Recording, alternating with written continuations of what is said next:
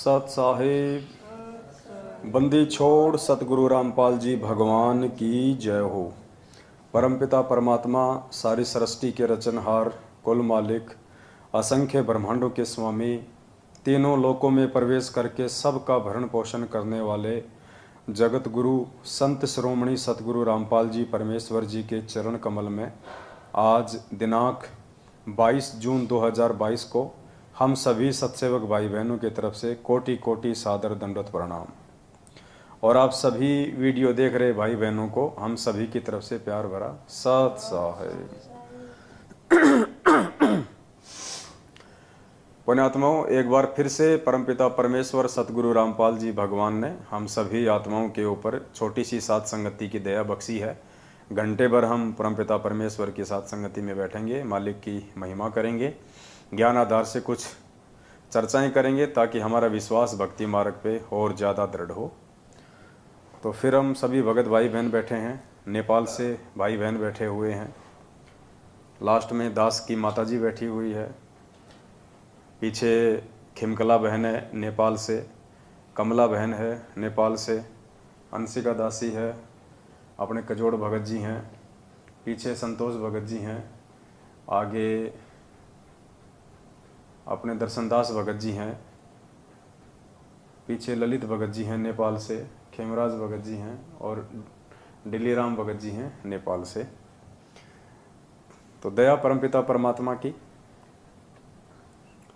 और साथ संगति करने का या रखवाने का केवल एक ही मकसद होता है कि जितना जल्दी हो सके और जितना ज़्यादा हो सके हम सतगुरु रामपाल जी भगवान को भगवान मान के, क्योंकि भगवान तो वे हैं ही, लेकिन हमारी जो अल्प बुद्धि है वो काल प्रेरित होने के चलते अभी उन्हें परमेश्वर के रूप में स्वीकार नहीं कर पा रही है। तो जितना जल्दी हो सके उतना उस विनाशकारी समय से पहले पहले हम परमेश्वर को परमेश्वर मान के और मर्यादा में रह के उनकी भक्ति करें, ताकि आने वाले विनाशकारी समय में हम परमेश्वर की आंखों के सामने अकाल मौत का शिकार ना हो। और परमेश्वर जो पहले से दुखी हैं हम लोगों की रहनी करनी से, 650 साल पहले परमेश्वर को हमने दुखी करके भेजा था मगर से, और अब की बार ये पिछली पीढ़ी है। हालांकि अब की बार परमेश्वर को दुखी करके नहीं भेजा जाएगा।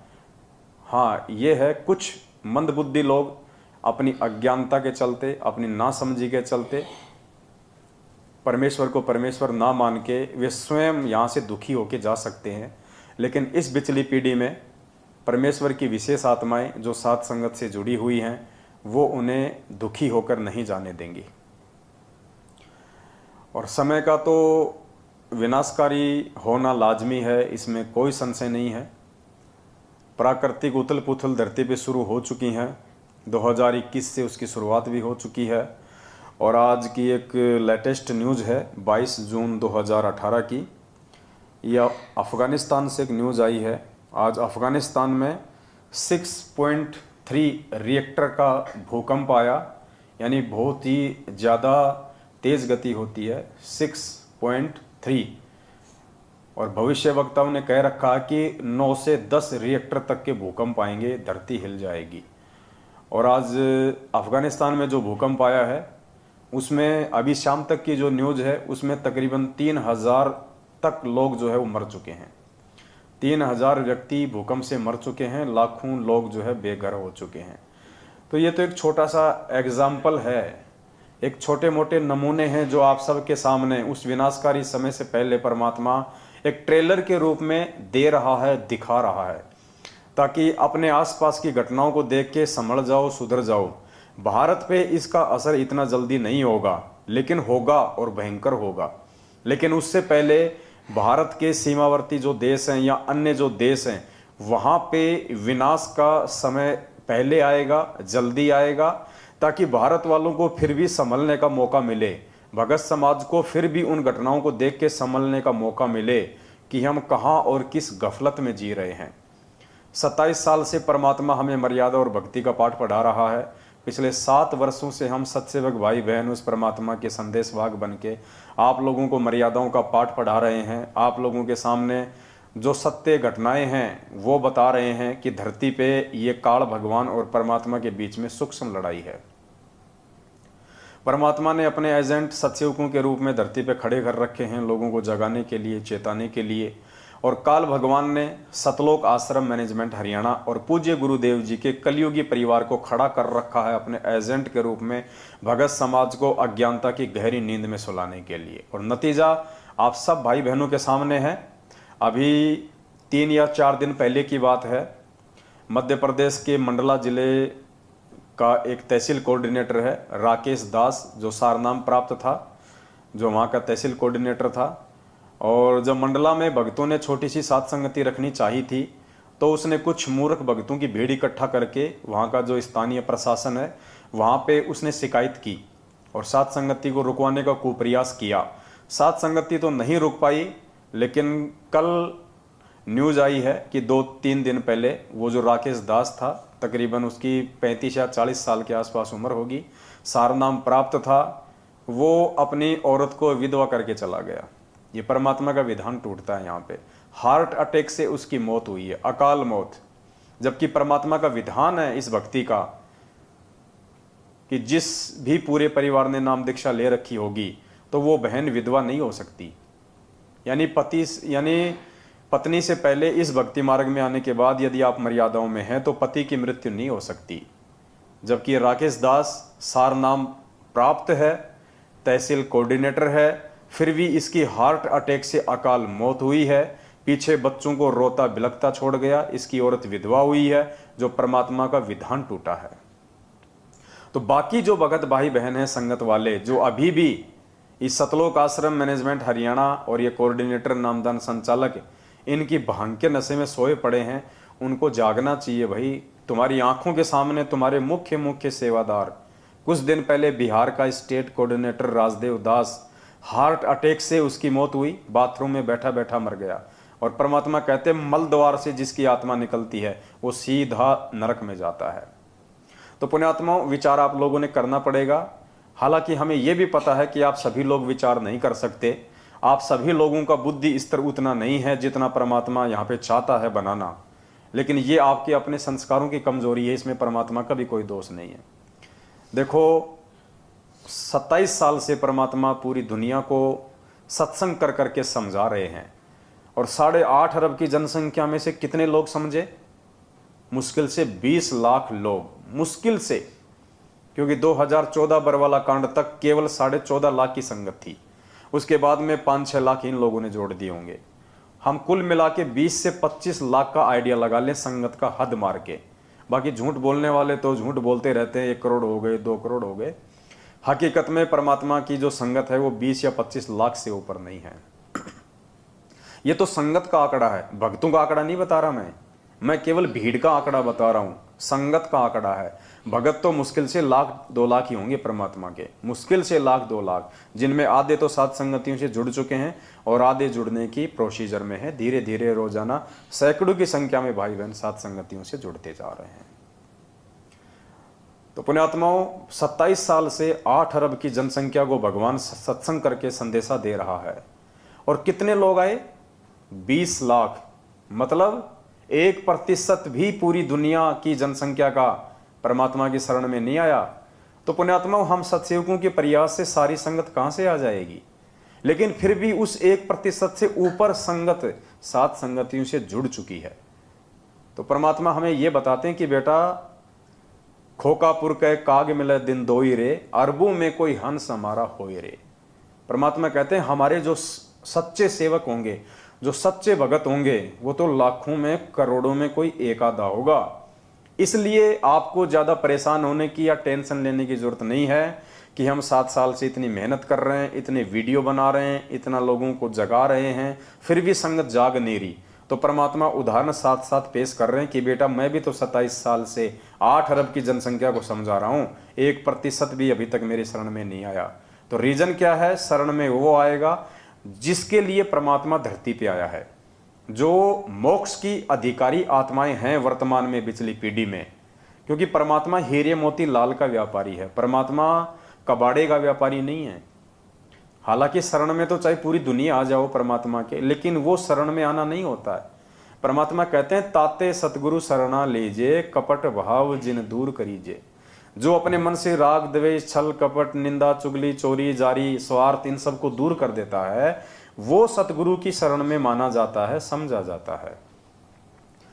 ऐसे नाम दीक्षा लेके हाथ में धागा बांध के गले में लॉकेट टांग के और फिर बाहर जाके चोरियां करते हैं, बाहर जाके शराब पीते हैं, उल्टे काम करते हैं, माता बहनों को छेड़ते हैं, रमेणियां कर करके 2-2 बच्चे पैदा करके उनको छोड़ रहे हैं, वो परमात्मा की शरण में नहीं है। वो आप और हमारी नज़र में भगत हैं, लेकिन परमात्मा की नज़र में वो भगत नहीं है। तो पुण्यात्माओं, बार बार हम आप सभी भगत भाई बहनों से यही प्रार्थना करते आ रहे हैं, आज भी कर रहे हैं, और परमात्मा ने दया बख्शी तो आगे भी करते रहेंगे। और यही कहेंगे कि जितना जल्दी हो सके उस विनाशकारी समय से पहले पहले सतगुरु रामपाल जी भगवान की वास्तविक शरण में आ जाओ। वास्तविक शरण का मतलब है सत्य असत्य का निबेरा करो। कहे कबीर सोए जन मेरा, जो नीर खीर का करे निबेरा। कौन सही है कौन गलत है, इस लाल और लालड़ी अर्थात मैनेजमेंट और सत्सेवकों की पहचान करके किसी एक भाई के साथ में जुड़ जाओ। देखो, आप सोचो कि मैं तो ना मैनेजमेंट की तरफ हूँ ना मैं सत्सेवकों की तरफ हूँ, मैं तो घर बैठ के भक्ति कर लूँगा। ये भी आपकी बहुत बड़ी भूल है। घर बैठ के भक्ति करने का समय अभी नहीं है। घर बैठ के भक्ति करने का समय होगा सतगुरुदेव जी के पृथ्वीलोक से जाने के बाद। उसके बाद ना कहीं भ्रमना ना कहीं भटकना, क्योंकि घर घर में ज्ञान होगा, सभी उपदेशी होंगे, थोड़ी आत्मा रह जाएंगी, सभी लोग धार्मिक होंगे, भगवान से डरने वाले होंगे। तो उस समय खाली अपना काम धाम करना है, ना आपकी कोई मर्यादा तोड़वाने वाला कोई बचेगा। बढ़िया आपका परमात्मा व्यापार धंधा सेट कर देगा, 2 टाइम की रोजी रोटी का। फिर आपने अपना भक्ति करनी है, कहीं हांडने की जरूरत नहीं है, ना कहीं आश्रमों में धक्के खाने की जरूरत है, ना किसी भगत के चक्कर में आने की जरूरत है। लेकिन जब तक सतगुरुदेव जी इसार जेल में हैं, तब तक आपको एक के साथ रहना पड़ेगा। चाहे मर्यादा तोड़ के मैनेजमेंट के साथ रह लो, चाहे मर्यादा सुधार के सत्सेवकों के साथ में रह लो, वरना आप जी भक्ति मार्ग से विचलित हो जाओगे। आप इस मार्ग से कोसों दूर हो जाओगे। कब काल भगवान आपके अंदर कुप्रेरणा करके धीरे धीरे धीरे धीरे, परमात्मा कहते हैं ना, जैसे कोई तालाब है जल से भरा हुआ है, और जब गर्मी का महीना होता है तो धीरे धीरे धीरे धीरे वो पानी डाउन होता चला जाता है, और डाउन होते हुए का निशान भी दिखाई नहीं देता। तो काल आपके अंदर ऐसी कुप्रेरणा कर देगा, धीरे धीरे धीरे धीरे आप इस भक्ति और भगवान से दूर हो जाओगे, यदि आप किसी एक से ना जुड़े तो। और दोनों में से फायदा किसके साथ जुड़ने का है, ये डिसीजन आपने स्वयं करना है। तो कहने का मतलब है उस विनाशकारी समय की शुरुआत हो चुकी है भाई। ये पूरा मामला 2-4 साल का है, 2028 तक का ये बता रखा है भविष्य वक्ताओं ने। लेकिन ये 24-25 का जो आंकड़ा है ना, ये बहुत ज़्यादा खतरनाक है। आने वाला साल 1.5 साल है ना, वो बहुत ज़्यादा खतरनाक है। और वैसे तो कोई भरोसा नहीं अब समय का। जिस प्रकार से दुनिया वालों ने परमात्मा को दुखी कर रखा है, नाराज कर रखा है, परमात्मा को रिजेक्ट करके जेल में बैठा रखा है, दुनिया ने तो अपने सिर के ऊपर नंगी तलवार लटका रखी है कच्चे धागे से। कभी भी टूट सकती है, कोई भरोसा नहीं है, अगले पल कुछ भी हो सकता है यहाँ पे। ये तो परमेश्वर की मेहर समझो कि परमात्मा भगत समाज को और दुनिया वालों को एक मौका दे रहे हैं कि जितना हो सके मेरी आत्माएं और काल के जाल से बाहर निकल के मेरी शरण में आ जाएं, तो उनका बचाव हो जाए। बस इतना ही देर है, बाकी तो दुनिया का विनाश हुआ पड़ा है, कोई बचाने वाला नहीं है। क्योंकि बचाने वाले को ही हमने रिजेक्ट कर दिया, तो बचाएगा कौन। तो अफगानिस्तान में जो भूकंप आया है, उससे ये आइडिया लगाया जा सकता है कि विनाश की ये शुरुआत है, और धीरे धीरे धीरे धीरे कब और कैसे ये चारों तरफ फैल जाएगा आप लोगों को पता भी नहीं चलेगा। पृथ्वी की धुरी चेंज हो चुकी है, आपको पता है। वैज्ञानिकों ने अभी नीचे की जो प्लेटें हैं, जो उनका अन्वेषण किया है, उससे पता चला है कि जो भारत देश है, धीरे धीरे वो यूरोप की तरफ नीचे से वो खिसक रहा है। अर्थात पूरी पृथ्वी की धुरी चेंज हो जाएगी, संतुलन बिगड़ जाएगा, जिसके चलते भयंकर भूकंप आएंगे और सुनामियाँ आएंगी, बाढ़ आएंगी, मतलब बहुत भयंकर भयंकर आपदाएं आएंगी। अब सोचो उस समय पुण्यात्माओं, ये ना सोचना कि गुरुजी बचा लेंगे। बचाएंगे तो गुरुजी, लेकिन बचाएंगे किसको? उसको बचाएंगे जो आज गुरुजी का बन के दिखाएगा, जो आज परमात्मा का बन के दिखाएगा। हम बात बात पे प्रार्थना कर लेते हैं, गुरुजी दास पे दया करो, गुरुजी मेहर करो, गुरुजी दास की रक्षा करना, लेकिन तुमने तो प्रार्थना कर ली, लेकिन परमात्मा भी तो चेक करेगा ना कि ये रक्षा के लायक है या नहीं है। परमात्मा भी तो चेक करेगा ना 27 साल से मैंने जो ज्ञान दिया है ये उस ज्ञान को आधार बना के चल रहा है या ये मेरे परिवार की चापलूसी और देखा देखी में चल रहा है। परमात्मा चेक करेगा कि ये भगत कितना मर्यादा में है, कितना मर्यादा में नहीं है। उसके बाद गुरुजी रक्षा करेगा। गुरुजी आपके बाप का नौकर नहीं है, जो आप कहोगे वैसा गुरुजी कर देगा। तो पुण्यात्माओं, प्रार्थना है समय रहते साथ संगतियों से जुड़ जाओ। देखो हम भी आपके भाई बहन ही हैं।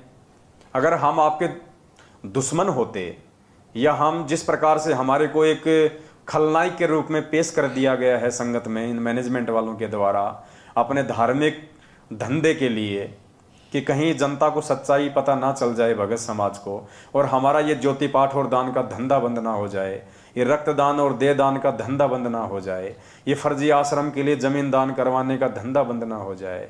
इन्होंने जिस प्रकार से हमारे को खलनायक बना के पेश कर रखा ना संगत में, तो इनका तो ये मजबूरी है करना, क्योंकि इनका तो वरना धंधा चौपट हो जाएगा। आप लोगों की क्या मजबूरी है? आपकी बुद्धि भी क्यों ऑफ हो रही है?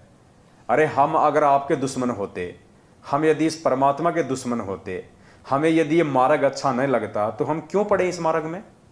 हमें क्या स्वार्थ है इस मार्ग में पड़े रह के 3 टाइम की आरती करने का, भक्ति करने का, और आप जैसे मंद बुद्धि लोगों को समझाने के लिए अपना खोपड़ा खराब करने का? अरे गुरुद्रोही कौन होता है? गुरुद्रोही वो होता है जिसको गुरु जी से कोई मतलब ही नहीं होता, जिसको गुरु की संगत से कोई मतलब ही नहीं होता, वो होता है गुरुद्रोही। यानी बिल्कुल गुरु जी के विपरीत। तो आज तक है कोई ऐसा शब्द हमारे मुख से निकला हो किसी भी भाई बहन के, साथ संगत वालों के, जो गुरु जी के विपक्ष में हो? या ऐसा कोई हमारा वो कर्म है आज तक का जिससे कि गुरु जी की बदनामी हो, लोग गुरु जी को भला बुरा कहें, लोग गुरु जी की निंदा चुगली करें?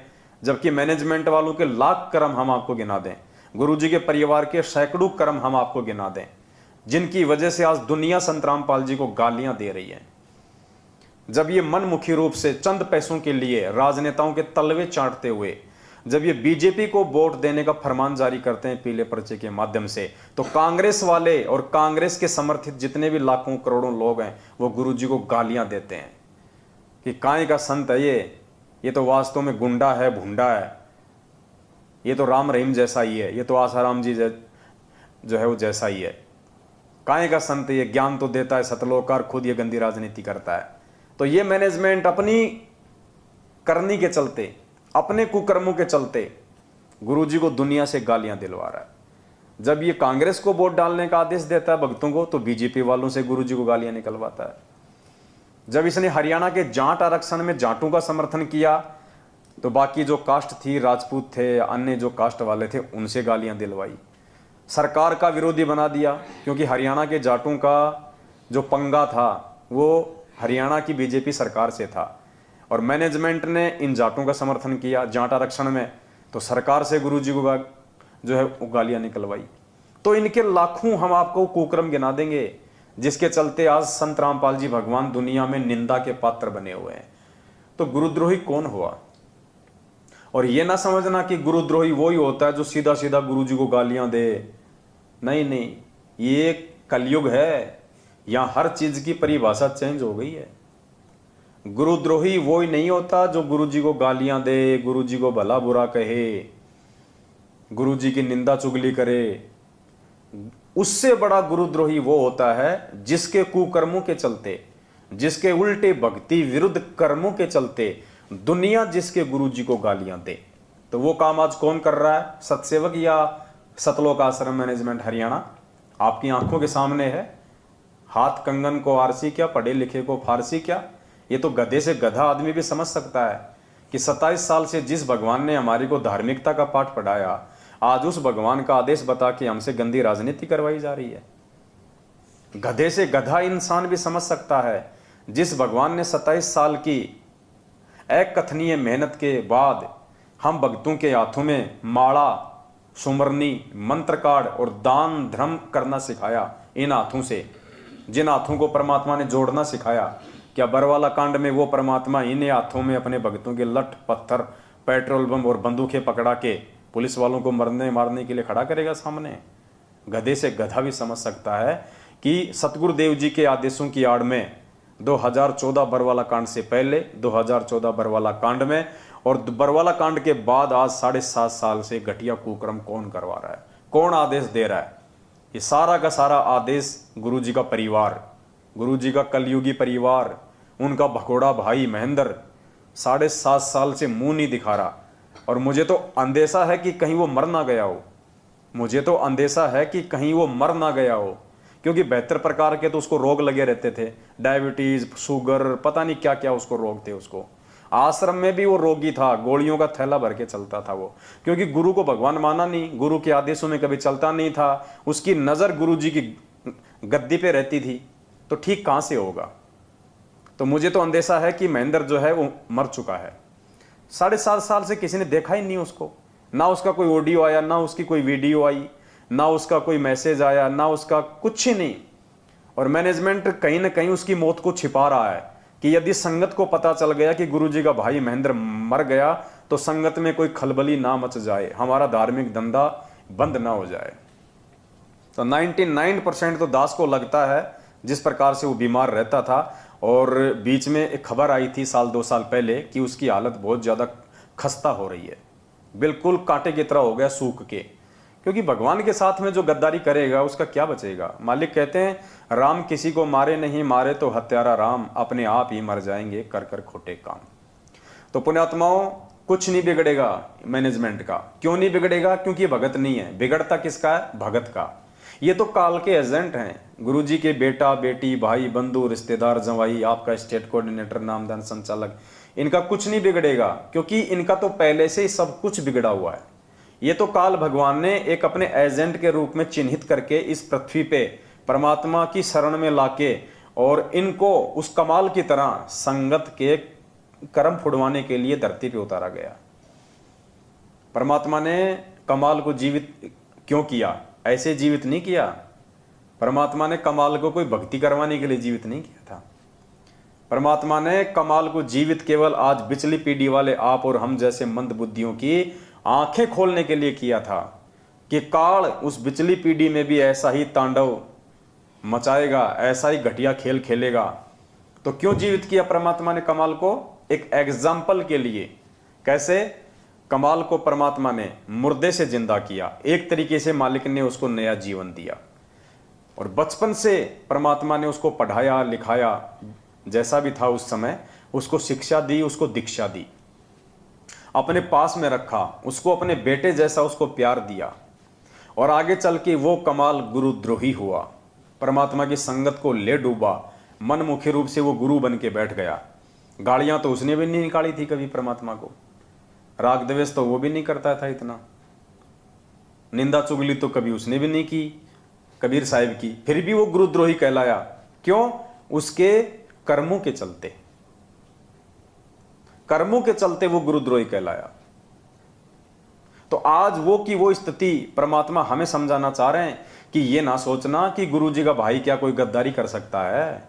अरे गुरुजी का बेटा है ये तो गुरुजी की बेटी है, ये थोड़ी ना ऐसा करेगी गुरुजी के साथ।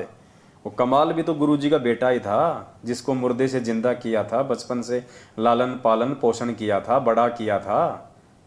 वो भी तो गुरुजी के परिवार का ही सदस्य था, मेंबर था।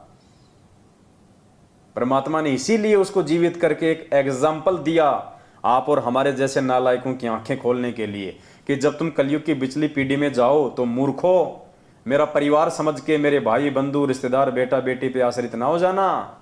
वो सब काल के एजेंट होंगे, क्योंकि काल ऐसा ही खेल खेलता है। 650 साल पहले कमाल को भेज दिया परमात्मा का बाग उजाड़ने के लिए। फिर परमात्मा ने जब धर्मदास जी के माध्यम से अपने मार्ग को चलाने की योजना बनाई तो धर्मदास के परिवार में धर्मदास के बेटे नारायण दास के रूप में मृत्यु अंध नाम का अपना काल का दूत भेज दिया। और धर्मदास की आगे फिर वो 6ठी पीढ़ी में आ गया काल टकसारी पंथ से। गरीबदास जी के पंथ में भी ऐसा ही हुआ, नानक जी के पंथ में भी ऐसा ही हुआ, उसके दोनों बेटे उसके विरोध में हो गए। तो आज संत रामपाल जी के इस मार्ग को काल कैसे सही तरीके से चलने देगा? उनके भाई को भेज दिया अपने एजेंट बना के, उनके बेटा बेटी भेज दी अपने एजेंट के रूप में। उनके रिश्तेदार भेज दिए अपने एजेंट के रूप में, क्योंकि काल को पता है कि संगत ये ज्ञान लेने के बाद में जगत वालों से भ्रमित नहीं होगी। अगर संगत को भ्रमित करना है तो संगत वालों के माध्यम से कराओ और विश्वास पैदा करके कराओ। तो काल क्या करता है, पहले विश्वास पैदा करवाता है कुछ भक्तों के ऊपर, और उसके बाद विश्वास में लेके फिर भक्तों की आंखें फोड़ता है। तो ये गुरुजी का जो परिवार है ना, जिसके विषय में परमात्मा ने बहुत बार गहरी गहरी बातें बोल रखी हैं संगत में, यानी दुनिया का पहला संत है संत रामपाल जी महाराज, पहला संत जिन्होंने सार्वजनिक तौर पे सत्संग करते हुए लाखों की भीड़ के सामने ये कहा था कि पुण्यात्माओं, मेरे बेटा और बेटियों का नेचर क्या है, उनका व्यवहार क्या है। मैंने काफी बार आप लोगों को वीडियो सुनाया परमात्मा का, आज एक बार फिर से आप जियों को परमात्मा का वो वीडियो दास सुनाएगा, जिसमें परमात्मा ने अपने बच्चों के विषय में सार्वजनिक तौर पे खुल के साथ संगत में बताया हुआ है कि उनके बच्चों का क्या नेचर है, क्या उनका स्वभाव है। इस सत्संग में परमात्मा कह रहे हैं कि इस दास की 4 संतान थी। परमात्मा शब्दों पे ध्यान देना, गुरुदेव क्या कह रहे हैं, इस दास की 4 संतान थी, जबकि जीवित तो आज भी हो चारों।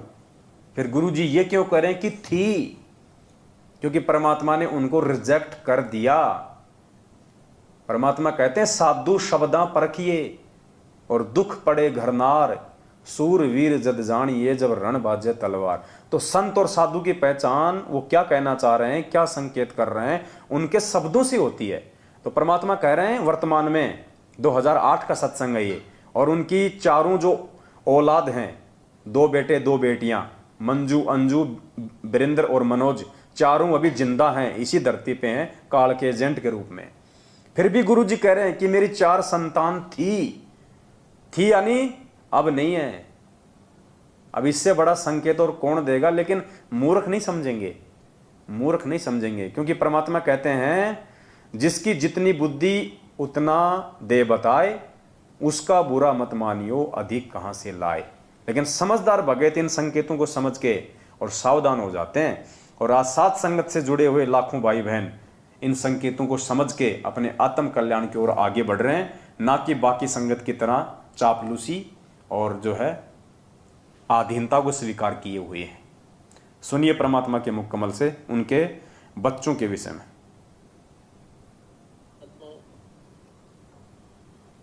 इस दास के 4 संतान, 2 लड़के 2 लड़की थी।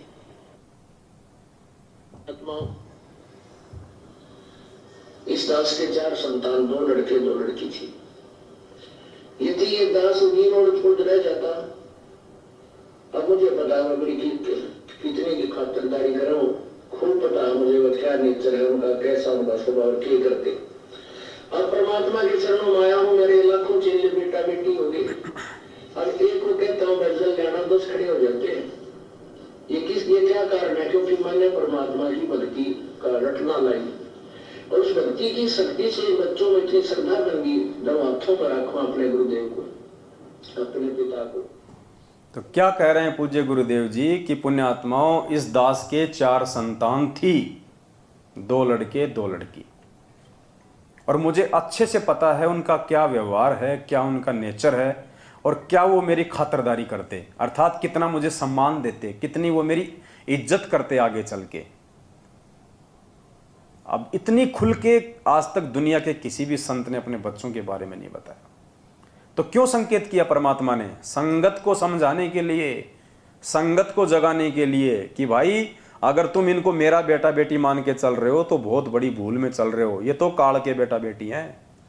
और देख लो 2008 में परमात्मा ने संकेत किया कि मुझे अच्छे से पता है वो मेरी कितनी क्या इज्जत करते, और देख लो आज क्या हाल हो रखा है। 2014 इन्हीं लोगों के कुकर्मों ने बरवाला कांड करवाया और परमात्मा को जेल में बिठवा दिया। अब देख लो इनके कुकर्मों के चलते आज भगवान की जेल में क्या इज्जत हो रही है, देश दुनिया में उनकी कितनी फजीती हो रही है। संगत का क्या हाल कर दिया इन लोगों ने काल प्रेरणा से, ज्योति पाठ के नाम पे ठगना शुरू कर दिया। अरे जबकि ज्योति ये पाठ जो है, ये पाठ प्रकाश 3 दिन का गरीबदास जी महाराज जी की वाणी का कौन कर सकता है, तुम्हें पता भी है इस बात का। तुम सबके घरों में इन्होंने एक पुस्तक डाल रखी है, भगत जी वो लाना है वो ब्लैक वाला जो बैग रखा अंदर, उसके अंदर एक पुस्तक होगी, वो जब जब भूल पड़े,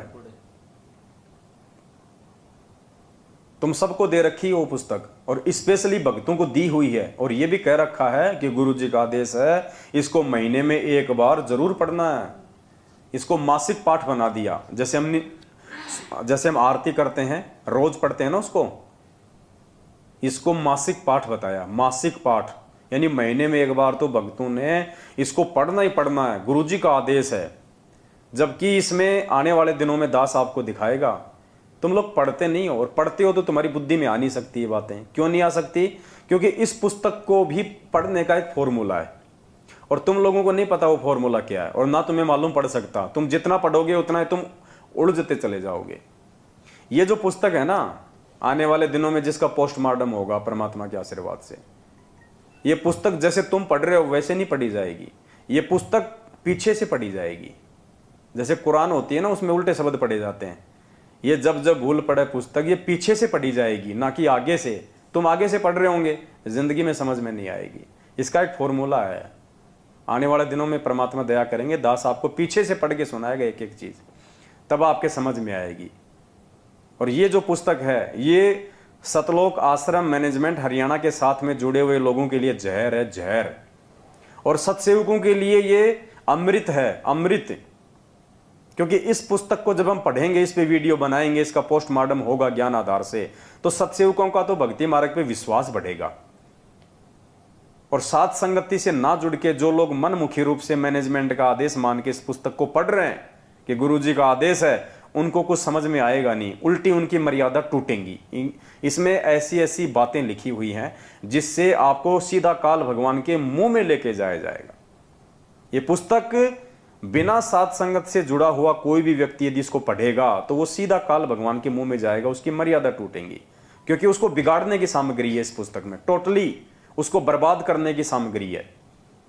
और सत्सेवक जब साथ संगति के माध्यम से इस पुस्तक को पढ़ेंगे तो सत्सेवकों का परमात्मा पर भक्ति पे विश्वास दृढ़ होगा कि भगवान आपने दया करी, जो हमें आपने इस काल रूपी सतलोक आश्रम मैनेजमेंट हरियाणा से बचा लिया।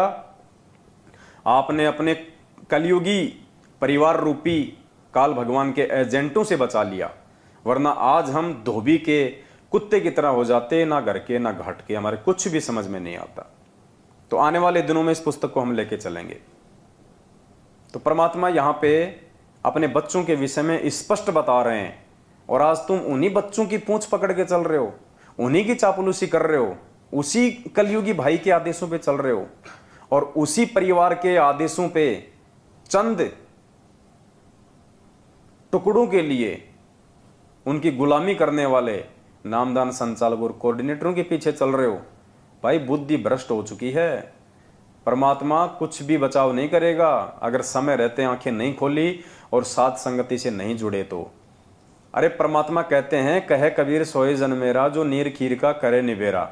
अरे सत्य असत्य को देखना, जांचना, परखना भगत का प्रथम कर्तव्य है। तुम्हें किस मूर्ख ने बहका दिया, तुम्हें किस पागल ने कह दिया कि पवन दास का वीडियो देखोगे तो तुम जो है तुम्हारा नाम खंड हो जाएगा। ये किसी मूर्ख व्यक्ति की सोच है, घटिया व्यक्ति की, जिसका अपना स्वार्थ होगा, वो कह सकता है, परमात्मा नहीं कह सकते। परमात्मा ने तो कह रखा कि कहे कबीर सोए जन मेरा, जो नीर खीर का करे निबेरा। अब नीर खीर यानी दूध और पानी, दूध और पानी को आपस में मिक्स कर दिया हो, और उसको यदि कोई छान के, कोई परख के, कोई ऐसी कोई विधि हो जिससे वो दूध को अलग कर दे, पानी को अलग कर दे, परमात्मा कहते हैं मेरा सच्चा भगत तो वो है।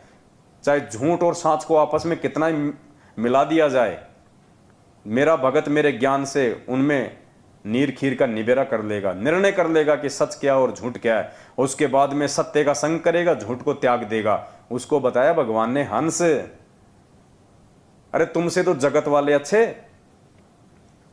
एक आदमी पढ़ लिख के जज बनता है, कोर्ट में बैठता है, वो क्या करता है? वो जज का काम क्या होता है? निर्णय देना। वो दोनों पक्षों की बातें सुनता है, भले एक उसमें दोषी है और एक उसमें निर्दोष है, वो दोनों की बातें सुनेगा, बड़े धैर्य से सुनेगा, पक्षपात नहीं करता वो। भले उसको 20 तारीख देनी पड़े आगे, जब तक वो जान नहीं लेगा, निर्णय नहीं कर लेगा, और नीर खीर का निबेरा नहीं कर लेगा कि सही कौन है और गलत कौन है, दोषी कौन है और निर्दोष कौन है, तब तक वो जज निर्णय नहीं देता, उसको कहते हैं जज। और तुम वैसे तो कहते हो कि हमने संत रामपाल जी भगवान से तत्व ज्ञान ले रखा है, हमारे गुरुजी ने हमारे को तत्व ज्ञान दे दिया। अरे गुरुजी ने तो सब कुछ दे दिया, तुमने क्या लिया? सोचो, तुम्हें अगर कोई जज बना दे, तुम भक्तों में से अगर किसी को कोई जज बना दे, नालायको तुम तो सबके घर बर्बाद कर दो, क्योंकि तुम्हारी तो आंखें नहीं है, तुम्हारी तो सही और गलत को फैसला करने वाली बुद्धि नहीं है, तुम तो देखा देखी में चलने वाले हो। तुमको कोई वकील साइड में आके 2 लाख रुपए दे दे, तुम तो आंखें बंद कर लोगे, क्योंकि तुम्हारी तो बुद्धि भ्रष्ट हो रखी है, मैनेजमेंट ने तुम्हारी बुद्धि भ्रष्ट कर रखी है। तुमसे अच्छा तो वो जगत वाला आदमी है जो कम से कम दोनों पक्षों की बातें सुनता है और उसके बाद में वो निर्णय किस आधार से करता है। वो अपने आधार से निर्णय नहीं करता, वो दोनों पक्षों की बातों को फिर कानून की किताब से मिलाता है, संविधान से मिलाता है, और संविधान के अंतर्गत जो दोषी होगा उसको दोषी करार देगा, जो निर्दोष होगा उसको निर्दोष करार देगा। तो नालायको, दोनों की बातें सुनो, साथ संगत वालों के भी वीडियो देखो, मैनेजमेंट की भी बातें सुनो, और उसके बाद में जो संविधान की जो किताब है ज्ञान गंगा, संविधान के जो सत्संग है, गुरुजी के सत्संग, गुरुजी के वचन, फिर उनसे मिलान करो कि वास्तव में गुरुजी ने क्या कह रखा है और हमसे कौन सी पार्टी क्या करवा रही है।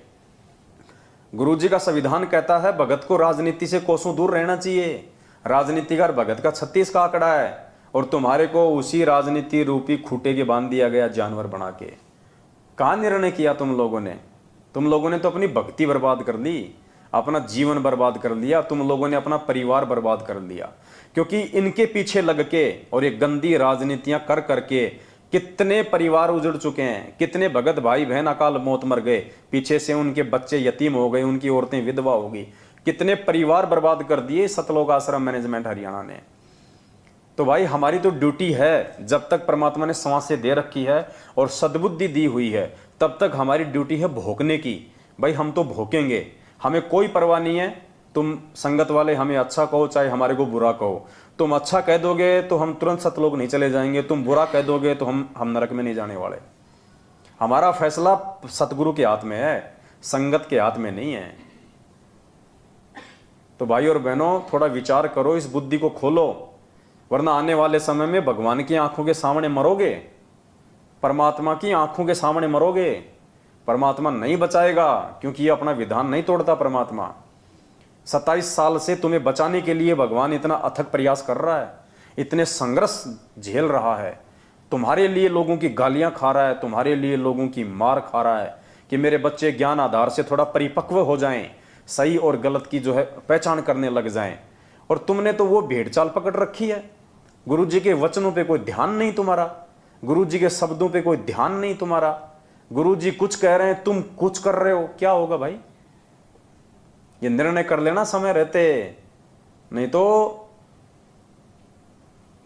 बहुत ज्यादा बुरी दुर्गति और दुर्दशा को प्राप्त हो जाओगे, जैसे आए दिन हो रहे हैं।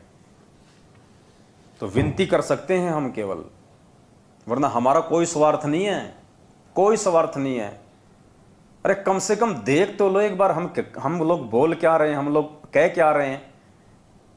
अगर हम गुरुजी के वीडियो ना सुनते, यदि हम गुरुजी के सत्संग ना सुनते, गुरुजी के द्वारा लिखित पुस्तकें ना पढ़ते, तो हमें क्या मालूम पड़ता कि पहले हम जो भक्ति साधना में लगे हुए थे, हम जिस संत और पंथ के यहाँ पे अंधे होके लगे हुए थे, वो सही था या गलत था। और अगर हिम्मत करके गुरुजी के वीडियो देख लिए तो आज सही राह पे चल रहे हैं ना, नहीं तो नरक की राह पे जा रहे थे। तो कम से कम एक बार देख लो सही क्या है और गलत क्या है। गुरुजी ने कौन से सत्संग में मना किया? परमात्मा ने तो हमेशा यही कहा है कि दूसरे के पैकेट में रखी हुई वस्तु को जब तक खोल के नहीं देखोगे तुम्हें मालूम क्या पड़ेगा उसके अंदर है क्या, उसमें गोबर भरा है या उसमें शहद है। तो पुण्यात्माओं, थोड़ी हिम्मत करके, और अगर तुम्हें भय है कि नामखंड हो जाएगा तो कोई बड़ी बात नहीं, एक बार नामखंड कर लो, अरे फिर से शुद्ध करवा लेना। तुम्हें कौन सा गंगा जी में जाके स्नान करना पड़ेगा? गली गली में इन्होंने फर्जी नामदान के अंदर खोल रखे हैं, अगर खंड भी हो जाए तो शुद्ध करवा लेना। और वैसे भी तुम कौन से शुद्ध हो? एक भी आदमी शुद्ध नहीं है संगत में, एक भी। एक भी भगत ये कह दे कि मैं शुद्ध हूं, कोई शुद्ध नहीं है, सब खंडित है।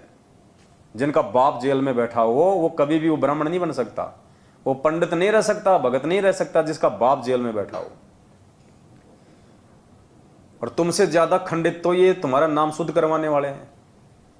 सबसे बड़े खंडित तो इन फर्जी नामदान केंद्रों का जो संचालन कर रहे हैं ना, वो है।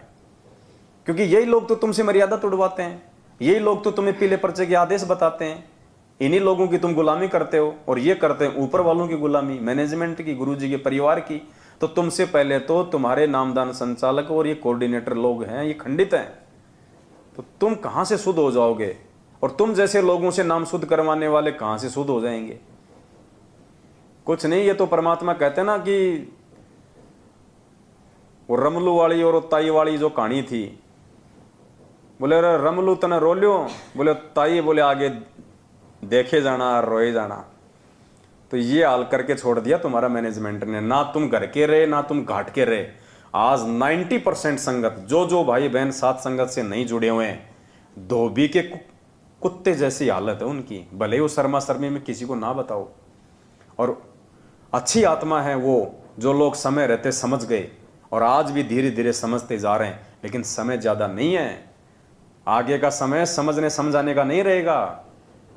कुछ नहीं, जब आपत्ति आएगी, पूरे संसार पे विपत्ति आएगी, विनाश का समय शुरू होगा, तो तुम्हारे TV, radio, internet, mobile, WhatsApp, YouTube, mobile सब बंद हो जाएंगे। घर में घुसे रहोगे जैसे कोरोना के समय 2 महीने तुम घर के बाहर नहीं निकल सकते थे। फिर कहां जाओगे? कहां से विश्वास पैदा करोगे? कहां से दृढ़ता लाओगे? ये दृढ़ता उस समय उन आत्माओं में रहेगी, ये विश्वास परमात्मा उन आत्माओं में प्रकट करेगा जो आज सात संगतियों से जुड़ के 5 यज्ञ की खीर खा रहे हैं, अपने गुरु को भगवान मान के भोग लगा रहे हैं, भक्ति कर रहे हैं, मर्यादाओं में रह के और परमात्मा के मार्ग पे चल रहे हैं। उन आत्माओं को दृढ़ता मिलेगी। उन आत्माओं के साथ में उस समय सतगुरु रामपाल जी भगवान रहेंगे। तुम जैसे राजनीति करने वालों के साथ में तो काल भगवान भी अपना नाता तोड़ लेगा। खैर तुम्हारी मर्जी, हमारा तो काम है भाई बताने का, समझाने का। हम तो अपना जो फर्ज है वो पूरा हम करेंगे, बाकी आप भाई बहनों की अपनी अपनी अपनी समझ है। तो एक शब्द है परमात्मा का, पूज्य गुरुदेव जी के द्वारा लिखा हुआ है।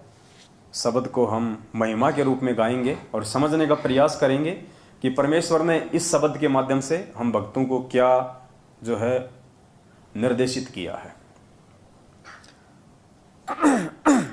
सत साहे गुरु से लगन कठिन है रे भाई, गुरु से लगन कठिन है रे। लगन लगे बिन काज न सरता, लगन लगे बिन जीव पर ले हो जाई, गुरु से लगन कठिन है रे भाई, गुरु से लगन कठिन है रे भाई। क्या कह रहे हैं परमात्मा? गुरु से लगन कठिन है रे भाई। पुण्यात्मा, सबसे पहली जो लाइन है ना, सबसे पहली जो लाइन, ये पूरा निष्कर्ष है इस पूरे शब्द का। गुरु से लगन कठिन है रे भाई। आज 90% संगत की जो लगन है वो गुरु जी से नहीं है। गुरु से लगन का मतलब गुरु जी से एक रस हो जाना, गुरु जी को परमात्मा मान लेना, उसको कहते हैं गुरु से लगन लगना। यानी एक से जब आपकी लगन लग जाएगी तो दूसरे की आपको उम्मीद नहीं रहेगी, दूसरे की आपको आशा ही नहीं रहेगी। तो गुरुजी कहते हैं कि गुरु से लगन लगाना ही कठिन है, भक्ति कठिन नहीं है। अब 90% संगत की कैसे गुरुजी से लगन नहीं लग रही? क्योंकि जिन जिन लोगों ने ये 14 जून 2022 को एक कागज की फोटो के साथ में लगन लगा के उस काल्पनिक फोटो को अपना भगवान मान के उसका प्रगट दिवस मनाया है, उनकी कहां से गुरु में लगन है? कहां तुम्हारी गुरु में लगन हो गई? तुमने तो कागज की एक काल्पनिक फोटो से लगन लगाई है, अपने गुरु से कहां लगन लगाई? अगर गुरु से तुम्हारी लगन होती तो 14 जून को उधर मुंह करके भी नहीं सोते। और 8 सितंबर के दिन सतगुरु रामपाल जी भगवान का प्रकट दिवस मना के फिर साबित करते कि हमारी लगन तो हमारे जिंदा कबीर सतगुरु रामपाल जी भगवान से है। तुम्हारी कहाँ लगन है सतगुरु से? इसीलिए तो भगवान ये शब्द बनाए हैं हमारी आंखें खोलने के लिए कि मूर्खों कहाँ चल रहे हो तुम। नाम ले लिया, गले में लॉकेट डाल लिया, हाथ में रक्षा सूत्र बांध लिया और कह दिया मैं संत रामपाल जी का भगत, I am the follower of Sant Rampal जी, लगा लिया फेसबुक पे गोड़ गोड़ स्टेटस। ऐसे कोई गुरुजी से लगन लगती है क्या? ऐसे कोई गुरुजी का भगत माना जाएगा क्या? तो परमात्मा कहते हैं गुरु से लगन कठिन है रे भाई। और जिन आत्माओं की परमात्मा से लगन लग गई, जिनकी अपने सतगुरु से लगन लग गई, उन्हीं का बेड़ा पार होता है। कागज की फोटों से लगन लगाने वाले का बेड़ा पार नहीं होता। एक आत्मा के 2 पति जो बनाएगा वो तो नरक में जाएगा। गुरु गोविंद 2 नहीं भाई, जो 2 समझेगा वो दोजक में जाइए। तो 14 जून को तो तुम एक तो मना रहे हो कागज की फोटो को, फिर 8 सितंबर को जैसा मैनेजमेंट तुम्हें कहेगा जन्मदिन मनाना तो तुम जन्मदिन मना लोगे, अवतरण मनाना तो तुम अवतरण मना लोगे, त्योहार मनाना तो तुम 8 सितंबर को त्योहार मना लोगे। तुम्हारा कोई स्टैंड ही नहीं है। बिन पैंदे के लोटे, जिधर ठोकर मारो उधर ही उड़ जाओ। अरे तुम आत्मा एक हो, तुमने उसके पति 2 बना रखे हैं। ये तो वैश्या भक्ति है, व्यभिचारणी भक्ति कर रहे हो तुम। कहाँ जी रहे हो भक्तो? फिर कहते हो हम संत रामपाल जी के भगत हैं। अभी तो तुम काल के भगत हो। संत रामपाल जी के भगत हो, सत्संगति में आके देखो। गुरु से लगन कठिन है रे भाई, गुरु से लगन कठिन है रे भाई। लगन लगे बिन काज न सरता, लगन लगे बिना जीव पर ले हो जाई। गुरु से लगन कठिन है रे भाई, गुरु से लगन कठिन। परमात्मा कहते हैं लगन लगे बिन काज नहीं सरता। एक सत्संग में कहा ना गुरुजी ने कि जब तक आप अपने गुरु को परमात्मा नहीं मानोगे तब तक तो आपकी भक्ति बने को नहीं। स्पष्ट कहा गुरुजी ने, जब तक आप अपने गुरु को परमात्मा नहीं मान लोगे तब तक आपकी भक्ति बनेगी नहीं। तो क्या कह रहे हैं परमात्मा? लगन लगे बिन काज नहीं सरता। आज क्यों मर रहे हैं मैनेजमेंट वाले? आए दिन सारनाम प्राप्त लोग हार्ट अटैक से, एक्सीडेंट में, बीमारियों से, कोरोना में मर गए हजारों। क्यों मर रहे हैं? क्योंकि लगन लगे बिन काज नहीं सरता। कोई काम सिद्ध नहीं होगा और जीव प्रलय हो जाई यानी अकाल मौत मरेंगे फिर। तो इस शब्द के अनुसार वही तो सब कुछ हो रहा है। परमात्मा ने हमें गीता जी अध्याय 16 श्लोक नंबर 23 से क्या पढ़ाया कि शास्त्र विधि को त्याग के जो मनमान आचरण करेगा उसकी ना सिद्धि होगी, ना रिद्धि मिलेगी, ना उसका कोई कार्य सिद्ध होगा। तो यही तो हो रहा है। हम इसी श्लोक के अनुसार तो चल रहे हैं 90% आज। शास्त्र विधि को त्याग के, क्योंकि शास्त्र तो क्या कहते हैं कि गुरु बड़े हैं गोविंद से और मन में देख विचार, हरि सुमरे सो रह गए और गुरु भजे होए पार। तो शास्त्र क्या कह रहा है कि गुरु अगर कोई भगवान भी तुम मानते हो तो उससे भी बड़ा है। और कहते हैं कि तुम भगवान को पूजोगे गुरु के रहते सहते तो तुम पार नहीं हो पाओगे। हरि सुमरे सो वार है यानी वो काल की तरफ है, और गुरु भजे होए पार तो नालायको तुम शास्त्रों के अनुसार भी नहीं चल रहे। गीता जी अध्याय नंबर 16 श्लोक नंबर 23 जब गुरुजी हमें पढ़ाते हैं तो तुम सोचते हो गुरुजी तो दुनिया वालों के लिए कह रहे हैं। तो तुम कोई पाताड़ लोग के हो क्या? तुम भी तो इसी दुनिया के हो। तुम अपने ऊपर नहीं लेते उन शब्दों को, जबकि गुरुजी स्पेशली तुम्हारे लिए कह रहे हैं। तो देख लो, शास्त्र विधि को त्याग के तुम मनमानाचरण कर रहे हो। गुरु को छोड़कर तुम गोविंद को पूज रहे हो, जबकि तुम्हारा गुरु ही गोविंद है। गुरु गोविंद कर जानियो और रहिए शब्द समाए, और मिले तो दंडवत बंदगी नहीं पल पल ध्यान लगाए। आज एक भाई ने कमला बहन को यह मैसेज भेजा था कि गुरु गोविंद कर जानियो रहिए शब्द समाए, मिले तो दंडवत बंदगी नहीं तो पल पल ध्यान लगाए। जो इस वाणी को समझ जाएगा उसका मोक्ष निश्चित है। तो बहन ने दास से दिन में पूछा, तो दास ने कहा बहन वाणी तो बिल्कुल सही भेजी है भाई ने, लेकिन वो इसका अर्थ नहीं जान पा रहा। अब इस वाणी का क्या अर्थ है? गुरु गोविंद कर जानिए, यानी यहां पे भगवान का ऑप्शन ही समाप्त कर दिया। स्पष्ट आदेश दे दिया गुरुजी ने कि गुरु गोविंद कर जानिए, गुरु को ही गोविंद मानो, गुरु को ही भगवान मानो, गुरु को ही कबीर मानो, और रहिए शब्द समाए, यानी उसकी प्रत्येक मर्यादा में, उसके प्रत्येक वचन में, और मिले तो दंडवत बंदगी। अगर गुरुजी आमने सामने कभी हो जाएं, मिल जाएं, तो दंडवत बंदगी, नीचे जमीन पे लेट जाना चाहिए, झुक जाना चाहिए, अपने आप को मिट्टी बना देना चाहिए। नहीं तो पल पल ध्यान लगाए, किसका? गुरुजी का। तो फिर भगवान के लिए तो जगह ही नहीं बची। भगवान को यदि आप मानते हो कोई और कोई गोविंद है, कोई भगवान है, तो भगवान के लिए तो इस वाणी में जगह नहीं छोड़ी। ध्यान भी उन्हीं का लगाना है, पल पल सामने आ जाए तो दंडवत भी उन्हीं को करना है, और गुरु को ही भगवान मान के चलना है, और उन्हीं के वचन में चलना है। तो तुम 14 जून को कहां धक्के खाने गए थे? किस कागज की फोटो को पूज के आए हो? क्यों अपना नाम खंड करके आए हो? अगर किसी का थोड़ा बहुत कोई बचा भी हुआ था, उनका भी इन्होंने 14 जून को खंड बंड कर दिया। तो परमात्मा कहते हैं लगन लगे बिन काज नहीं सरते। ये काज परमात्मा सत्सेवकों के सार रहा है। किसी की उंगली का नाखून भी अगर उतरा हो पिछले 7 साल से, एक भी बंदा लाके खड़ा कर दो। मर्यादा तोड़ने वाले तो 1000 मरेंगे, चाहे सत्सेवक हो चाहे मैनेजमेंट हो। अब आप कहोगे जी फिर मैनेजमेंट वाले भी वही मर रहे हैं जो मर्यादा तोड़ रहे हैं। तो मर्यादा तुड़वा कौन रहा है? ये मैनेजमेंट ही तो तुड़वा रहा है। तो मालिक कहते हैं लगन लगे बिन काज ने सरते, जीव प्रलय हो जाए, गुरु से लगन कठिन है रे भाई। जैसे पपैया बूंद का प्यासा, जैसे पपैया बूंद का प्यासा, पिया पिया रट लगाई, प्यासे प्राण निकल जा बेसक और नीर ना भाई, गुरु से लगन कठिन है भाई, गुरु से लगन कठिन है भाई। लगन लगे बिन काज न सरता, लगन लगे बिन जीव पर ले हो जाई, गुरु से लगन कठिन है भाई, गुरु से लगन कठिन है भाई। क्या कह रहे हैं परमात्मा? जैसे पपैया बूंद का प्यासा, पिया पिया रट लगाई।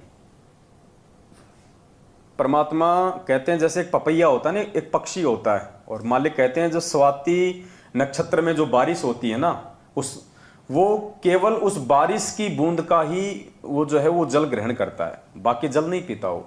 चाहे प्यास के मारे वो प्यासा मर जाए, चाहे उसके प्राण निकल जाएं, अगर वो पानी पिएगा तो स्वाति नक्षत्र में जो बारिश होती है उसी का जल पिएगा। तो पुण्यात्माओं, यहाँ पे परमात्मा ने पपैया की जगह एक भगत को रखा है, एक साधक को रखा है, और स्वाति नक्षत्र वो परमेश्वर स्वयं, उसका ज्ञान, उसके वचन, उनके आदेश, उनकी वाणी। तो जो सच्चा भगत होगा वो केवल अपने परमात्मा, अपने सतगुरु पर ही आश्रित होगा। सतगुरु के अलावा, यानी उस पपैया के लिए नक्षत्र, मतलब स्वाति नक्षत्र के समय में जो बारिश होती है उसके अलावा चाहे ऊपर से अमृत बरसा दो, वो अपना मुंह नहीं खोलेगा। उस अमृत को भी वो अपने अंदर ग्रहण नहीं करेगा, क्योंकि उसके शरीर की जो व्यवस्था है, उसकी जो प्रकृति है, वो परमात्मा ने वैसी ही बना रखी है। तो पुण्यात्माओं, यहां परमात्मा समझ रहे हैं कि उस पपैया रूपी भगत को यदि आश्रित रहना है, यदि उसको निर्भर रहना है, यदि उसको वास्तव में अपना मोक्ष करवाना है, तो केवल और केवल अपने गुरु भगवान पे ही आश्रित रहना है। अगर वो आदेश की पालना करे तो अपने गुरु भगवान के ही आदेशों की पालना करे। वो अगर किसी की पूजा करे तो केवल अपने गुरु भगवान की ही पूजा करे।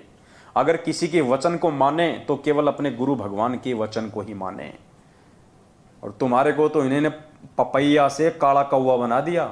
काला कौवा, गुरु जी का तो तुम एक भी आदेश नहीं मानते, और सारे आदेश तुम मानते हो पीले पर्चों के, और पीले पर्चे लिख रहा है मैनेजमेंट। एक भी आदेश इस पीले पर्चे का गुरु जी के ज्ञान से मेल नहीं खाता। अरे आंखें फूट गई है जब तो बात अलग है। अगर आंखें सही हैं तो 27 साल से गुरुजी के सत्संग सुन लो और देख लो, कभी भी गुरुजी ने रक्तदान की बात करी हो?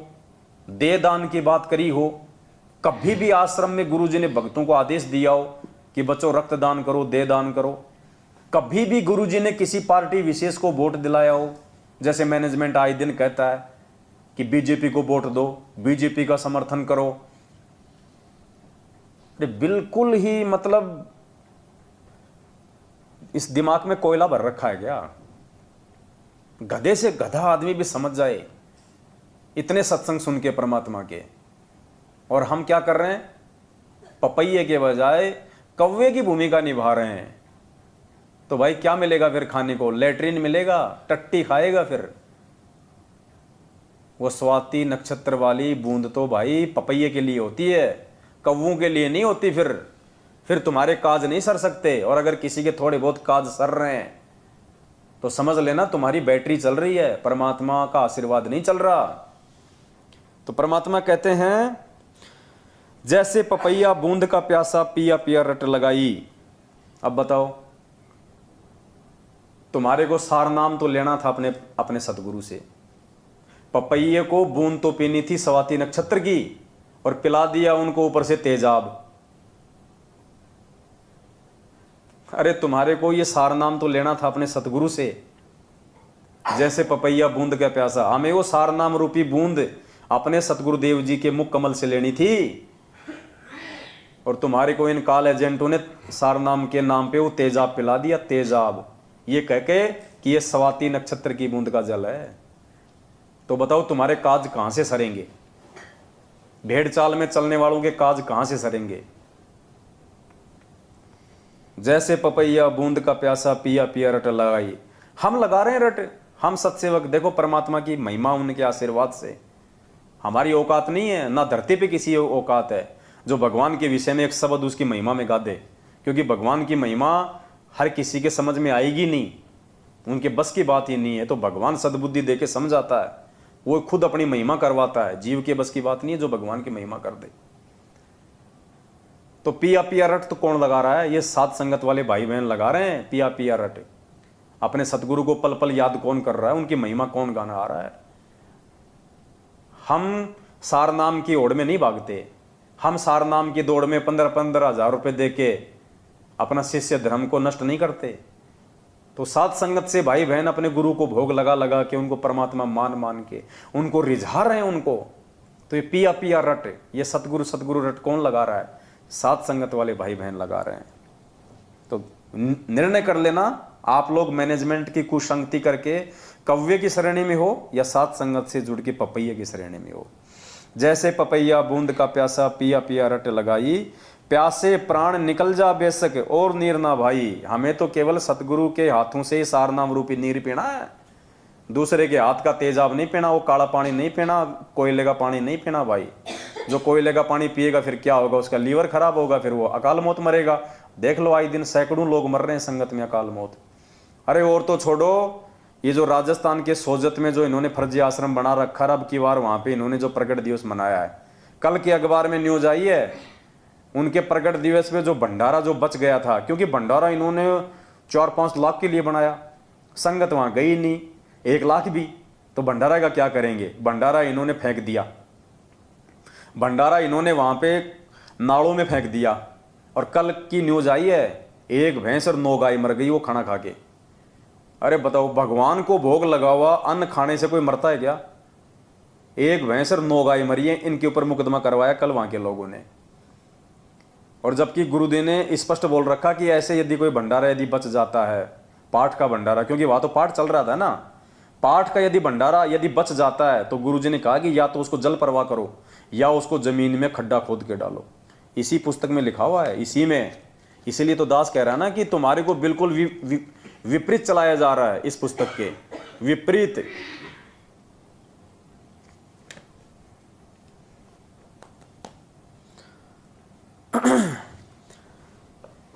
गुरु से लगन कठिन है रे भाई, गुरु से लगन कठिन है रे भाई। लगन लगे बिन काज न सरता, लगन लगे बिन काज न सरता, जीव परले हो जाई। गुरु से लगन कठिन है रे भाई, गुरु से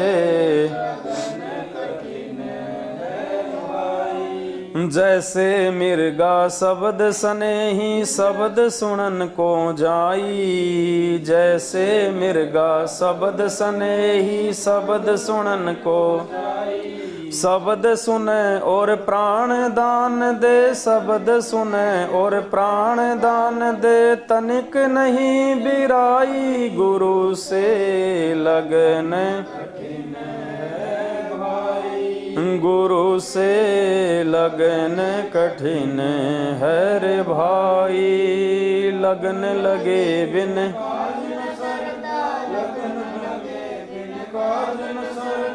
जीव पर ले हो जाई, गुरु से लगन कठिन है रे भाई, गुरु से लगन कठिन। आगे क्या करें परमात्मा, जैसे मिर्गा शब्द स्नेही शब्द सुनन को जाई। परमात्मा ने बताया जैसे हिरण है और हिरण के अंदर एक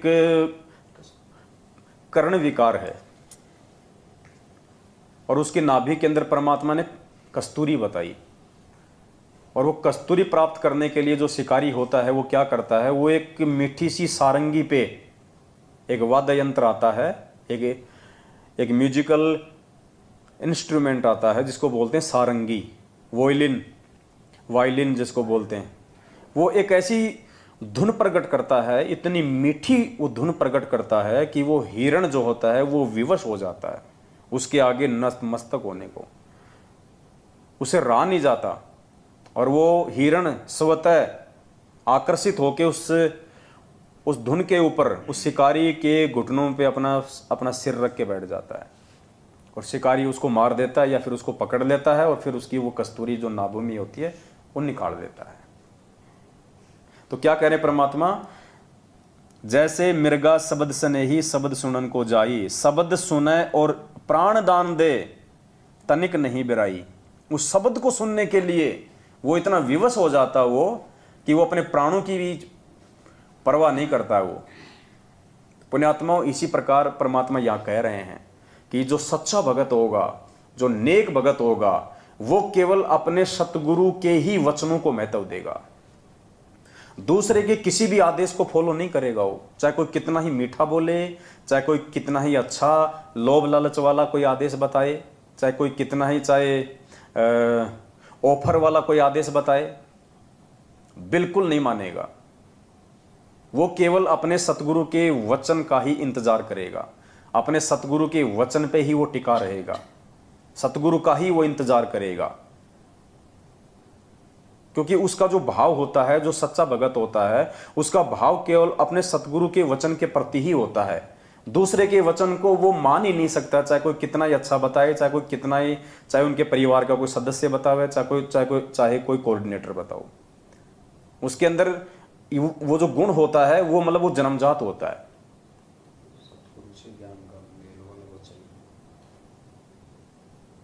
हाँ, यदि कोई बात कोई कह रहा है और वो वचन यदि परमात्मा के वचनों से मेल खाते हैं तो ठीक है, वो स्वीकार्य हैं।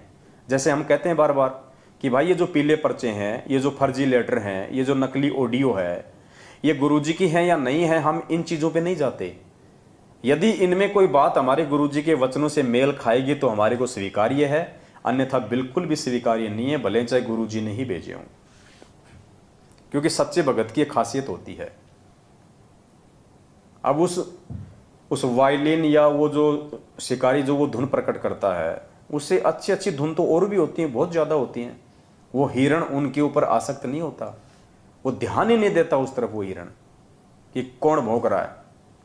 लेकिन जब उसको अपने सतगुरु वाली वो धुन जब उसको सुनाई देगी तो फिर वो जो है मतलब विवश हो जाता है, वहां पे उसको ब्लाइंड फेथ करना पड़ता है। तो पुण्यात्माओं, संगत ने आज क्या किया पिछले 7 वर्षों से, ये पीले पर्ची रूपी मीठी मीठी धुन, ये फर्जी लेटर रूपी मीठी मीठी धुन, ये नकली ऑडियो रूपी मीठी मीठी धुन आप लोगों को काल भगवान की प्रेरणा से ये मैनेजमेंट सुना रहा है और आप लोग इन पे आसक्त हो रहे हो। अरे हम भी तो आपके भाई बहन हैं, हम पे तो इनका कोई असर नहीं होता, हम तो उल्टा इनका पोस्टमार्टम और कर देते हैं कि ये किस व्यक्ति ने भेजा है, किस मनवश और स्वार्थी व्यक्ति के ये विचार हैं। 27 साल से भगवान के विचार सुन के कि हम इतना भी निर्णय नहीं कर सकते कि हमारे गुरुजी ने हमें क्या वचन कहे, हमारे गुरुजी ने भक्ति मार्ग पे हमारे को किस प्रकार से चलने के लिए आदेशित किया है, कि हम इतना भी नहीं जान सकते। साल भर तक टीचर ने पढ़ाया भारत की राजधानी नई दिल्ली, भारत की राजधानी नई दिल्ली, और जब परीक्षा का समय आया और उसमें कोई कहता कि बेटा भारत की राजधानी पंजाब, तो कोई मूर्ख व्यक्ति पंजाब लिखेगा, समझदार नहीं लिखेगा। तो कोई मूर्ख व्यक्ति होगा जो इन पीले पर्चों को गुरुजी का आदेश मान के इस राजनीति का हिस्सा बनेगा और अपने कर्म फोड़ेगा। तो ये जो मिर्गा वाली जो भूमिका है, ये पुण्यात्मा साथ संगति से जुड़ के सत्सेवक भाई बहन निभा रहे हैं, क्योंकि उन्हें अपने परमात्मा का जो शब्द है, जो परमात्मा की जो वाणी है, परमात्मा की जो धुन है, वो उन्हें याद है। हम केवल अपने परमेश्वर के वचनों पे आकर्षित होते हैं, किसी दूसरे के वचनों पे आकर्षित नहीं होते जो परमात्मा के ज्ञान से मेल ना खाए। तो मालिक कहते हैं, जैसे मिर्गा शब्द स्नेही शब्द सुनन को जाई, शब्द सुने और प्राण दान दे तनिक नहीं बिराई, गुरु से लगन कठिन है भाई। आगे परमात्मा कहते हैं, जैसे सती चढ़े सल ऊपर पिया रहो मन भाई, जैसे सती चढ़े सल ऊपर अग्नि देख डरे ना मन में, अग्नि देख डरे ना मन में, हंस हंस जा जल जाई, गुरु से लगन कठिन, गुरु से लगन कठिन है भाई। लगन लगे बिन काज न सरता, लगन लगे बिन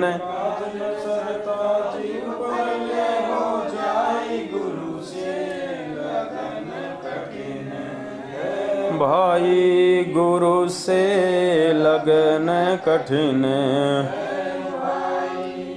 क्या कह रहे हैं परमात्मा, जैसे सती चढ़े सल ऊपर पियो रहे मन भाई, अग्नि देख डरे ना मन में, हंस हंस जा जल जाई। परमात्मा एक दृढ़ भगत को समझाते हुए दृढ़ भगत को कह रहे हैं कि जैसे जैसे पहले के समय में परमात्मा ने बताया कि जब भारत देश अंग्रेजों का गुलाम था और हमारे देश में सती प्रथा थी। सती प्रथा यानी यदि किसी औरत का पति यदि मर जाता था तो औरत को उसकी चिता पे साथ साथ जो है वो जला दिया जाता था, उसको सती का नाम दिया जाता था। तो कहते हैं उस समय जो सती होती थी, जो औरत होती थी, उसके मन में ऐसे भाव भर दिए जाते थे। जब उसके पति की मृत्यु हो जाती थी तो उसके अंदर ऐसे विचार भर दिए जाते थे, उसके अंदर ऐसे भाव भर दिए जाते थे कि ना चाहते हुए भी वो आग में अपने पति के साथ बैठ के जलने से बिल्कुल भी नहीं डरती थी, नहीं घबराती थी वो। तो कहते हैं भगत का इतना ज्ञान सुनने के बाद में, इतने परमात्मा के वचन सुनने के बाद में, इतने सत्संग सुनने के बाद में एक भगत का यह दृढ़ विश्वास हो जाना चाहिए अपने सतगुरुदेव जी के प्रति। वो इतना उनके प्रति मतलब आकर्षित हो जाना चाहिए, अपने गुरु को इतना समर्पित हो जाना चाहिए कि उसको अपने सतगुरु के अतिरिक्त, अपने गुरु जी के वचन के अतिरिक्त दूसरी कोई चीज उसको दिखाई नहीं देनी चाहिए उसको। और चाहे उसको कोई कितना ही उसको रोकने का प्रयास करे, कोई कितना उसको टोकने का प्रयास करे।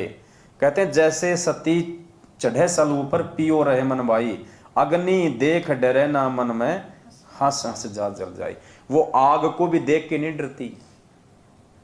उसके घर वाले कहते हैं कि ये छोड़ देना, ये तू क्या करेगी जल के, देख तेरे छोटे छोटे बच्चे हैं, इनको कौन पालेगा। उसको संपत्ति का उसको लालच दिखाया जाता है, उसको बाल बच्चों की मोह ममता में उसको मतलब फंसाया जाता है। लेकिन वो तो मतवाली हो जाती है, उस पर तो नशा सवार हो जाता है कि नहीं, अगर मेरा पति नहीं तो मैं भी नहीं, मेरे पति का कोई वजूद नहीं तो मेरा भी कोई वजूद नहीं। हमारे राजस्थान के सांबर में एक संत थे, उनके विषय में एक कथा प्रचलित है, मुझे उनका नाम नहीं पता, दोनों गुरु शिष्य का। तो उनके जो गुरुजी थे उन्होंने समाधि ले ली, उन्होंने अपना शरीर छोड़ दिया। और उसके बाद उनका आश्रम में जो एक परम भक्त था उसने उसी दिन से अपनी आंखें बंद कर ली थी, पट्टी नहीं बांधी, ना आंखें फोड़ी, आंखें बंद कर ली उन्होंने। और उन्होंने कहा कि जब मेरा गुरु ही नहीं है इस दुनिया में तो मैं यहाँ पे मैं देखूं किस चीज को। और यहाँ की चीजें देखने के लायक है क्या? कौन सी वस्तु है जो देखने के लायक है? जब मेरा गुरु ही नहीं रहा, अगर दर्शन मैं करता तो केवल अपने मैं गुरु के दर्शन करता। दीदार यदि मैं इन आंखों से करूं तो मैं अपने गुरु के करूं, और कोई भी चीज यहाँ पे दीदार के लायक नहीं है। तो उसने अपनी आंखें बंद कर ली और आजीवन उसने अपनी आंखें नहीं खोली जब तक उसने शरीर नहीं छोड़ा। हालांकि तत्व ज्ञान की दृष्टि से ये मतलब उचित नहीं है, उन आत्माओं को ज्ञान नहीं था, लेकिन उनके भाव थे, उनका समर्पण था। तो हमने उनके उस अज्ञान को नहीं पकड़ना, हमने उसके अज्ञान के पीछे छुपे हुए अपने गुरु जी के प्रति प्रेम भाव और समर्पण को पकड़ना है कि ऐसे ऐसे भगत भी होके जा लिए। तो यहां ये शब्द में परमात्मा कह रहे हैं कि जैसे सती चढ़े सल ऊपर पियो रहे मन भाई, अग्नि देख डरे ना मन में हंस जा जल जाई।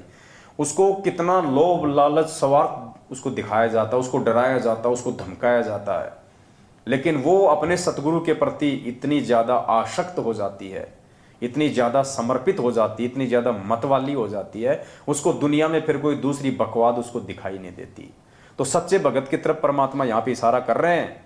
वो सती समझो, सच्चा भगत, सत्सेवक, जब ये ज्ञान हो जाएगा कि धरती पे मेरा गुरु ही पूर्ण परमात्मा है, उसके बाद पुण्यात्माओं काल चाहे उसको कितना ही तोड़ने और मरोड़ने का प्रयास क्यों ना करे, चाहे काल उसको दूसरे नकली संतों और पंथों में जाने के लिए किन्हीं नकली संतों पंथों और उनके चेलों को चाहे निमित्त क्यों ना बनाए एक भगत को तोड़ने के लिए कि तेरे गुरुजी को मूल ज्ञान नहीं है, तेरे गुरुजी के पास तो खाली पवित्र ज्ञान है, तेरे गुरु के पास में सार नाम नहीं है, सार शब्द नहीं है, तेरा गुरु तो जेल में बैठा हुआ है, तू तो मर जाएगा उसके आने से पहले, उनको तो डबल डबल जो है उम्र कैद हो रही है। तो ये तो है काल भगवान के द्वारा जगत वाली विधि से हमारे को तोड़ने का प्रयास। तो कहते हैं जो सच्चा भगत होगा, जो परमात्मा का जो पक्का भगत होगा, जो दृढ़ भगत होगा, उसके तो कान के ऊपर जू भी नहीं रहेंगी उस सती की तरह। और दूसरा काल का दाव होता है संगत में से ही तोड़ने का। जैसे काल ने इस मैनेजमेंट को निमित्त बना दिया, ये रोज पीले पर्चों के माध्यम से हमारे को तोड़ने का प्रयास करता है, हमारी मर्यादाओं को खंडित करवाने का प्रयास करता है। ये रोज नकली ऑडियो फर्जी लेटर के माध्यम से भक्तों की मर्यादा तोड़वाने का प्रयास करता है।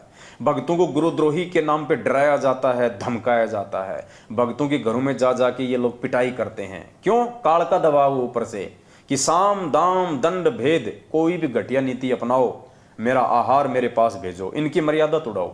एक बार मर्यादा टूटी नहीं और वो भगत सतगुरु से दूर हुआ नहीं, उसके बाद काल इसको मार के अगले जन्म में इसको गधा बना के छोड़ देगा, फिर कोई टेंशन नहीं उसको। तो पुण्यात्माओं, इस प्रकार हमने उस सती की जैसी भूमिका निभानी है भक्ति मार्ग पे अपने सतगुरु के प्रति। जैसे वो अपने पिया के प्रति इतनी मतवाली हो जाती है, उससे अपने बच्चों का भी मोह दिखाई नहीं देता।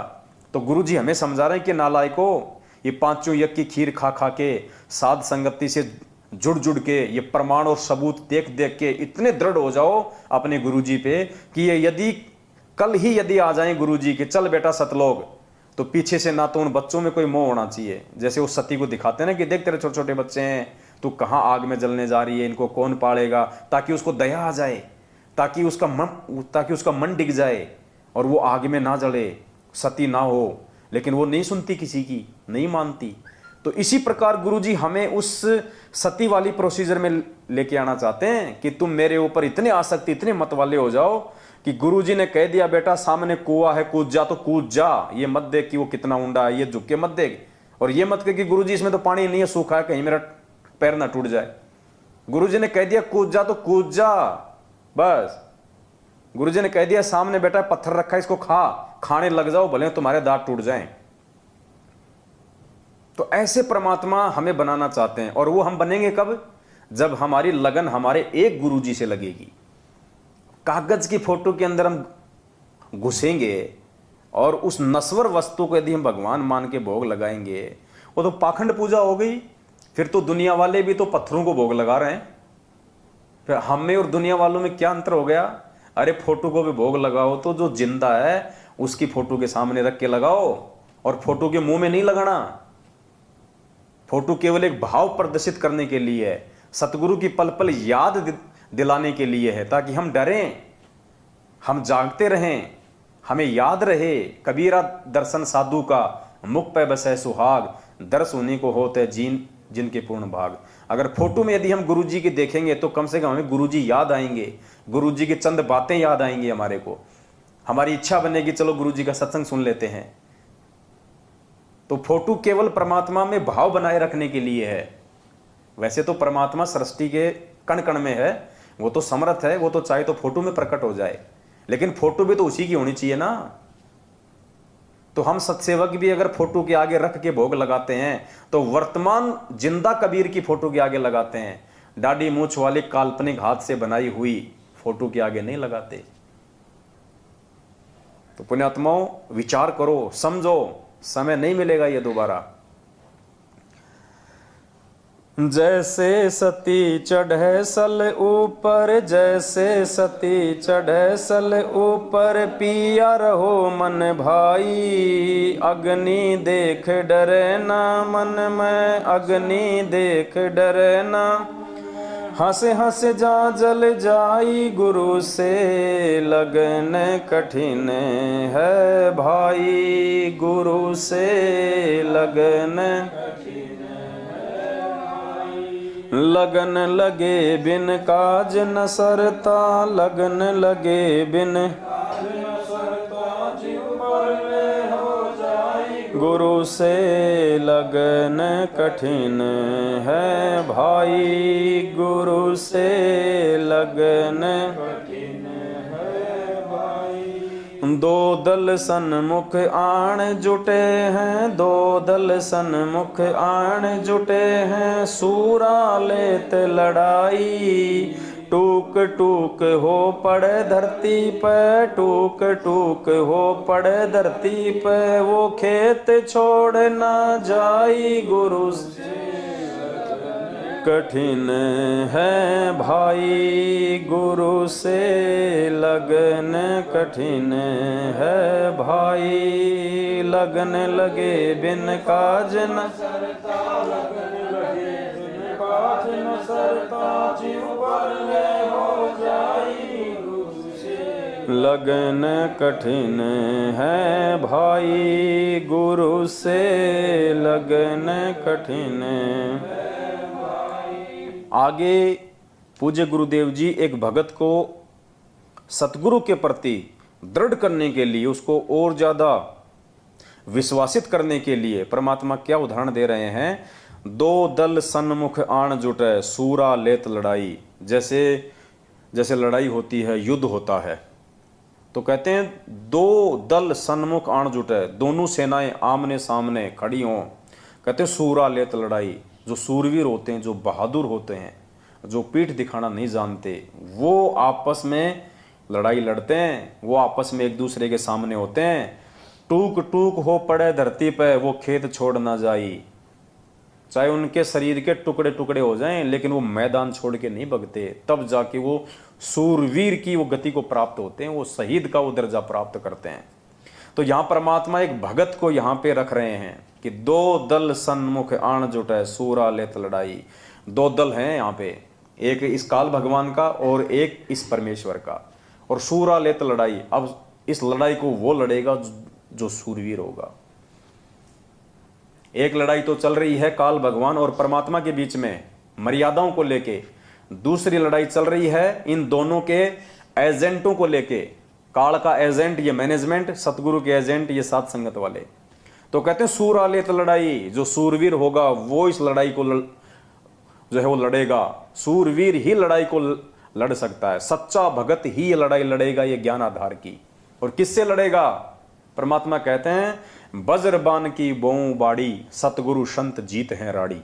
परमात्मा ने हमारे को तत्व ज्ञान रूपी ये वज्रबान दिया है, ये अस्त्र शस्त्र दिए हमारे को, ज्ञान आधार। ये तत्व ज्ञान रूपी जो ज्ञान है ये हमारा हथियार है, अस्त्र शस्त्र है। सतगुरु संत जीत है राड़ी। अब जो सतगुरु का संत होगा, जो सतगुरु का सच्चा भगत होगा, वो इस राड़ी अर्थात इस राड को, इस झगड़े को, इस फसाद को ज्ञान आधार से वो जीतेगा। तो कहते हैं दो दल सन्मुख आण जुटे हैं, सूरा लेत लड़ाई, टूक टूक हो पड़े धरती पे, वो खेत छोड़ ना जाए, वो मैदान छोड़ के नहीं भगेगा, इस परमेश्वर के मार्ग को छोड़ के नहीं जा सकता। गुरुजी कहते हैं ना कि वाणी है परमात्मा की कि सो काल जग जोड़ी, कौन सी है, पर द्वार छोड़ ना जाए। हाँ, गुरुदेव कहते हैं द्वार धनी के पड़ा रहे चाहे धक्के धनी के खा, सो काल जग जोड़ ही पर द्वार छोड़ ना जाए। तो ये परमात्मा का द्वार, ये परमात्मा का ये रण क्षेत्र है, ये भक्ति मार्ग जो है, जो सतगुरु रामपाल जी भगवान ने हमारे को जो एक सेना के रूप में खड़े किया है, विश्वास करके हमारे को परमात्मा ने काल भगवान की सेना के सामने जो खड़े कर दिया, हमारे को तत्व ज्ञान रूपी अस्त्र शस्त्र देके हमको भगत बना के एक सैनिक के रूप में परमात्मा ने इस युद्ध मैदान में, इस आध्यात्मिक महाभारत में हमारे को परमात्मा ने आज लाखों भक्तों को जो है वो खड़ा कर दिया।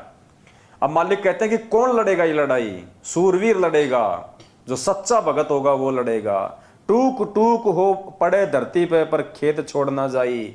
अब टूक टूक होके पड़ने का मतलब आध्यात्मिक मार्ग में क्या होता है कि तुम्हारे को डराया जाएगा, तुम्हारे परिवार वालों के द्वारा, तुम्हारे रिश्तेदारों के द्वारा, तुम्हारे ऑफिस वालों के द्वारा, तुम्हारे समाज वालों के द्वारा।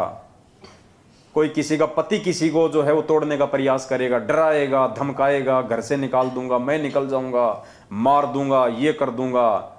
तो कहते हैं जो सच्चा भगत होता है, जो सूरवीर होता है, जो सतगुरु का, कहते हैं टूक टूक हो पड़े धरती पे, यानी वो सारे संघर्ष सहन करेगा, हर किसी के कुबोल वचन सुनेगा, किसी का कोई प्रत्युत्तर नहीं देगा।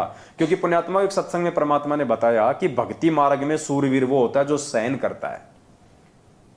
जैसे जगत की दृष्टि में तो सूरवीर उसको कहते हैं जो 20-30 को मार दे, उसको कहते हैं सूरवीर। लेकिन आध्यात्मिक दृष्टि में सूरवीर वो होता है जो किसी का मर्डर नहीं करता, किसी को दुखी नहीं करता, किसी को सताता नहीं है। सूरवीर वो होता है जो सहन करता है, जो संघर्ष करता है, उसको भक्ति मार्ग में सूरवीर कहते हैं। तो हमने परमात्मा के सूरवीर बनना है। मालिक ने हमारे को काल भगवान के एजेंटों के सामने, चाहे वो जगत वाले हों, दूसरे पंथ वाले हों, चाहे मैनेजमेंट वाले हों, हम सत्सेवकों को भगवान ने तत्व ज्ञान रूपी या अस्त्र शस्त्र देके इस महाभारत, इस धर्म युद्ध में खड़ा कर दिया, सात संगति वाले मैदान में। अब परमात्मा कहते हैं कि बच्चों टूट मत जाना, टूक टूक हो पड़े धरती पे, चाहे कोई कितना ही तोड़ने का प्रयास करें, ये कितना ही सात संगतियों में आके हमारे को रोकने का प्रयास करें, तोड़ने का प्रयास करें, पुलिस प्रशासन को लाके हमारे को डराने धमकाने का प्रयास करें, परमात्मा कहते हैं जो सूरवीर होगा वो टूटता नहीं है। कोई बात नहीं भाई, तुम तुम्हारा काम करो, हम हमारा काम करेंगे। तुम्हारे को तुम्हारे फादर काल भगवान ने जो जिम्मेदारी दी है तुम निभाओ, हमारे को हमारे पूज्य गुरुदेव जी ने जो जिम्मेदारी दी है हम उसको निभाएंगे। हमें लड़ना नहीं, हमें झगड़ना नहीं, हमें किसी के प्रति मन में कोई बुरा भी नहीं सोचना। हमने वो करना है जो गुरुजी चाहते हैं।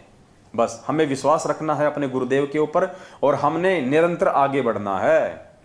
अपनी सावधानी रखो और सात संगतियों में आगे बढ़ते रहो।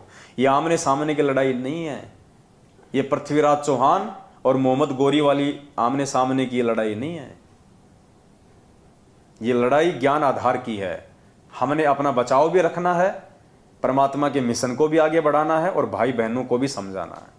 तो हमने 2 कदम पीछे हटके चलना है, प्यार प्रेम के साथ में चलना है, समझदारी के साथ में चलना है। जल्दबाजी नहीं दिखानी, यहाँ पे मारकाट का मार्ग नहीं है। ये बदनामी अपने ही बाप की होगी, क्योंकि काल ने अपने भाइयों को सामने अपने एजेंट के रूप में खड़ा कर दिया। अब बताइए, हम लड़ें तो हम किससे लड़ें, विरोध करें तो हम किससे करें, अगर बुरा सोचें तो हम किसका सोचें, श्राप दें तो हम किसको दें। हमारे भाई सामने, उनकी बुद्धि अभी नादान है, वो काल प्रेरित है, वो समझ नहीं पा रहे, आगे चल के रोएंगे पछताएंगे, बात अलग है। लेकिन हमें तो भगवान ने समझदार बना दिया ना, तो हमने तो परमात्मा को प्रसन्न करना है। इनका भी किसी प्रकार से कोई नुकसान ना हो, हमने भरकस ये प्रयास करना है। हम 2 कदम पीछे हट जाएं, कोई दिक्कत नहीं है। शेर यदि 2 कदम पीछे हटता है तो वो डरता नहीं है, वो शिकार पे अपनी मजबूत और ज्यादा अपनी पकड़ को और ज्यादा मजबूत करने के लिए कि 2 कदम पीछे होकर फिर छलांग मारता हो। तो जब ये सात संगति में आवे, कोई ऐसी दिक्कत हो जाए, ये पुलिस प्रशासन को ले आवे, ये खुद भी 1 नंबर के ये गुंडे हैं, आपको पता ही है, ये भी लेके लठा जाते हैं, भक्तों को गाली गलौच मारने लग जाते हैं। 2 कदम पीछे हट जाओ, हाथ जोड़ लो, ठीक है भाई साहब, मार खा लेंगे कोई दिक्कत नहीं, गालियां खा लो, गाली खाने से कोई जो है वो फुनसियाँ नहीं होती हैं, कोई बात नहीं है। हम फिर एक नई सात संगति करेंगे, फिर 10, 15, 20 दिन बाद किसी भगत भाई बहन के घर पे करेंगे। तो हमने इस प्रकार से प्यार प्रेम से आगे बढ़ना है। और जब कल को इनकी भांग का नशा उतरेगा ना, फिर देखना पुण्यात्माओं, ये लोग मैनेजमेंट वाले, ये गुरुजी का भाई, ये गुरुजी की बेटा बेटी, ये गुरुजी की पत्नी, ये तुम्हारे कोऑर्डिनेटर नामदान वाले, तुम लोगों से नजर मिलाते समय भी इनकी गुद्दी नीचे रहेगी, इनकी गर्दन, कि इनको क्या जवाब दें हम। हमने इनके साथ में इतनी जातियां करी हैं, हमने इनको इतना जो है भला बुरा कहा, और तो और हमने पुलिस प्रशासन से भी हमने इनको डराने का प्रयास किया। कल को इन लोगों की गर्दन नीची रहेगी यूं हम सत्सेवकों के सामने, ये लोग बोलने के लायक नहीं रहेंगे। तो हमने हर प्रकार से मर्यादा में रहना है, हमने गुरुजी को प्रसन्न करना है। हमने यदि इन पे हाथ उठा दिया गलती से भी, पुण्यात्मा, वो कर्म का फल भोगना पड़ेगा। हम चाहे कितने अच्छे बन के रह रहे हैं, कितने मर्यादा में, अगर हमने मर्यादा तोड़ी तो मर्यादा टूटने वाला जो कर्म है वो हमने भोगना पड़ेगा। ये विधान है यहाँ का, अच्छे का अच्छा मिलेगा और बुरे का बुरा मिलेगा। तो वही बात है पुण्यात्माओं, अब तो थोड़ा सा ही समय ये शेष रहा है। परमात्मा एक सत्संग में हमारे को सुनाते हैं, वो वाणी मुझे ध्यान नहीं है, कोई नेट चल रहा है क्या किसी का? एक कथा है छोटी सी, आप सुनिएगा और उसके बाद आपको समझ में आएगा कि आज जिस प्रकार से, क्योंकि ये परीक्षा तो हमारी चल ही रही है, गुरुजी देखो इतना ज्ञान देके भगत के विश्वास की, धैर्य की, उसकी परीक्षा लेगा। अब इस परीक्षा में कितने लोग जल्दबाजी में और नासमझी में फेल हो चुके हैं आप देखना, और जो लोग हिम्मत बांध के रुके हुए हैं। देखो, मैनेजमेंट के साथ रह के गंदी राजनीति करना ये भक्ति मार्ग पे रुकना नहीं है। इससे अच्छा तो नालायक को भक्ति को छोड़ देते, कम से कम गुरु वचन तोड़ के ये कर्म तो ना बिगड़ते। रुकने का मतलब है गुरु जी के वचन पे रुकना, चाहे गर्दन कट जाए। गुरु जी ने कह दिया कि भक्तों को राजनीति से दूर तो दूर, फिर गुरु जी का भाई क्या, चाहे गुरु जी का बाप आके क्यों ना बोल दे, नहीं करनी तो नहीं करनी। तो ये कहानी है एक राजा और एक नाचने वाली की, और देखो कैसे उस नाचने वाले के एक दोहे ने कितने लोगों को पाप करने से बचा लिया। एक राजा को राज भोगते हुए काफी समय हो गया था, बाल भी सफेद होने लगे थे। एक दिन उसने अपने दरबार में एक उत्सव रखा और अपने गुरुदेव एवं मित्र देश के राजाओं को भी सादर आमंत्रित किया। उत्सव को मनोरंजन बनाने के लिए राज्य की सुप्रसिद्ध नाचने वाली को भी बुलाया गया। राजा ने कुछ सोने की मुद्राएं अपने गुरुजी को भी दी, ताकि यदि वे चाहें तो नाचने वाली के अच्छे गीत व नृत्य पर उसे पुरस्कृत करें। सारी रात नाच गान चलता रहा। ब्रह्म मुहूर्त की बेला आई, यानी सुबह 4-5 बजे का समय हुआ। नर्तकी ने देखा, उस नाचने वाली ने देखा कि मेरा ढोलक बजाने वाला ऊँग रहा है, यानी उसको उबासी आ रही है, जो ढोलक बजा रहा था उसको नींद सी आ रही है। नर्तकी ने देखा कि मेरा तबले बजाने वाला ऊँग रहा है, उसको जगाने के लिए नर्तकी ने एक दोहा पढ़ा। उस नाचने वाली ने अपने ढोलक वाले को जगाने के लिए कि भैया सो मत, अभी थोड़ी देर की बात है, वरना सारा काम बिगाड़ देगा। उसने एक दोहा पढ़ा, क्योंकि सबके सामने तो बोल नहीं सकती थी वो, इसलिए उसने एक दोहे के माध्यम से उस ढोलक वाले को जागरूक करना चाहा। और उसने क्या कहा, बहुत बीती थोड़ी रही, बहुत बीती थोड़ी रही, यानी रात जो है 75% बीत चुकी है। बहुत बीती यानी ज्यादातर रात बीत चुकी है भाई, थोड़ी रही, थोड़ी सी बची है भाई, सुबह होने वाली है। पल पल गई बिताए, और पल पल समय निकलता जा रहा है। एक पलक के कारण क्यों कलंक लग जाए। अरे एक पल के कारण, जब तूने पूरी रात ढोलक बजाया, अब थोड़े से समय के लिए क्या सो रहा है, क्या ऊँग रहा है, इस एक पल के कारण थोड़े से, क्योंकि 5 बजे तो आरती हो ही जाया करती थी पहले गांव में। जब माता जी का जागरण होता था 11 बजे तो वो मिस्री लेके बैठा करते थे, तबले बजाते थे, 1-2 महाभारत की या रूप बसंत की कहानी सुनाया करते थे। सुबह 5 बजे ओम जय जगदीश हरे करके अपना निकल लिया करते थे। तो 4-4:30 बजे वो तबले वाला ऊँग रहा था, नींद आ रही थी। तो नर्तकी ने उसको क्या कहा कि बहुत बीती थोड़ी रही, पल पल गई बिताए, एक पल के कारण क्यों कलंक लग जाए। कि थोड़े से समय के लिए क्यों राजा को नाराज कर रहा है, थोड़े से समय के लिए क्यों इस सभा में मेरी बेइज्जती करवा रहा है, क्यों अपने ऊपर ये कलंक लगवा रहा है भाई अपनी मंडली के ऊपर। तो उसने अपने तबले वाले को जगाने के लिए दोहा बोला था। अब उस दोहे का असर कहां कहां हुआ देखना आप पुण्यात्माओं। अब इस दोहे का अलग अलग व्यक्तियों ने अपने अपने अनुरूप अलग अलग अर्थ निकाला। तबले वाला सतर्क होकर ढोलक बजाने लगा। वो जाग गया तबले वाला कि यार बात तो ठीक कर रही है, जब पूरी रात तूने हाथ तोड़े हैं तो थोड़े से समय के लिए क्यों सो रहा है, कहीं राजा नाराज हो जाए, तेरे को ना कोई इनाम दे, उल्टा तेरे को जेल में और ठोक दे कि तूने हमारी पार्टी भंग कर दी। तो वो एकदम से सतर्क हो गया, अटेंशन हो गया, बढ़िया जो है वो तबला बजाने लगा। ये बात जब गुरुजी ने सुनी, राजा का जो गुरु था उसने जब ये बात सुनी, उसने ये दोहा सुना। कौन सा दोहा कि बहुत बीती थोड़ी रही पल पल गई बिताए, एक पलक के कारण क्यों कलंक लग जाए। जब ये बात गुरुजी ने सुनी तो उन्होंने सारी मोहरें उस नाचने वाली के सामने फेंक दी। वही दोहा नर्तकी ने फिर से पढ़ा तो राजा की लड़की ने अपना 9 लखा हार नाचने वाली को भेंट कर दिया। अब देखना आगे इन सब ने क्यों किया ये सब। फिर वही दोहा दोहराया तो राजा के पुत्र युवराज ने अपना मुकुट उतारकर नाचने वाली को समर्पित कर दिया। नर्तकी फिर वही दोहा दोहराने लगी तो राजा ने कहा कि बस कर। अब राजा हो गया, गुस्से में हो गया राजा को मालूम नहीं था क्या क्या हो रहा है यहां पे।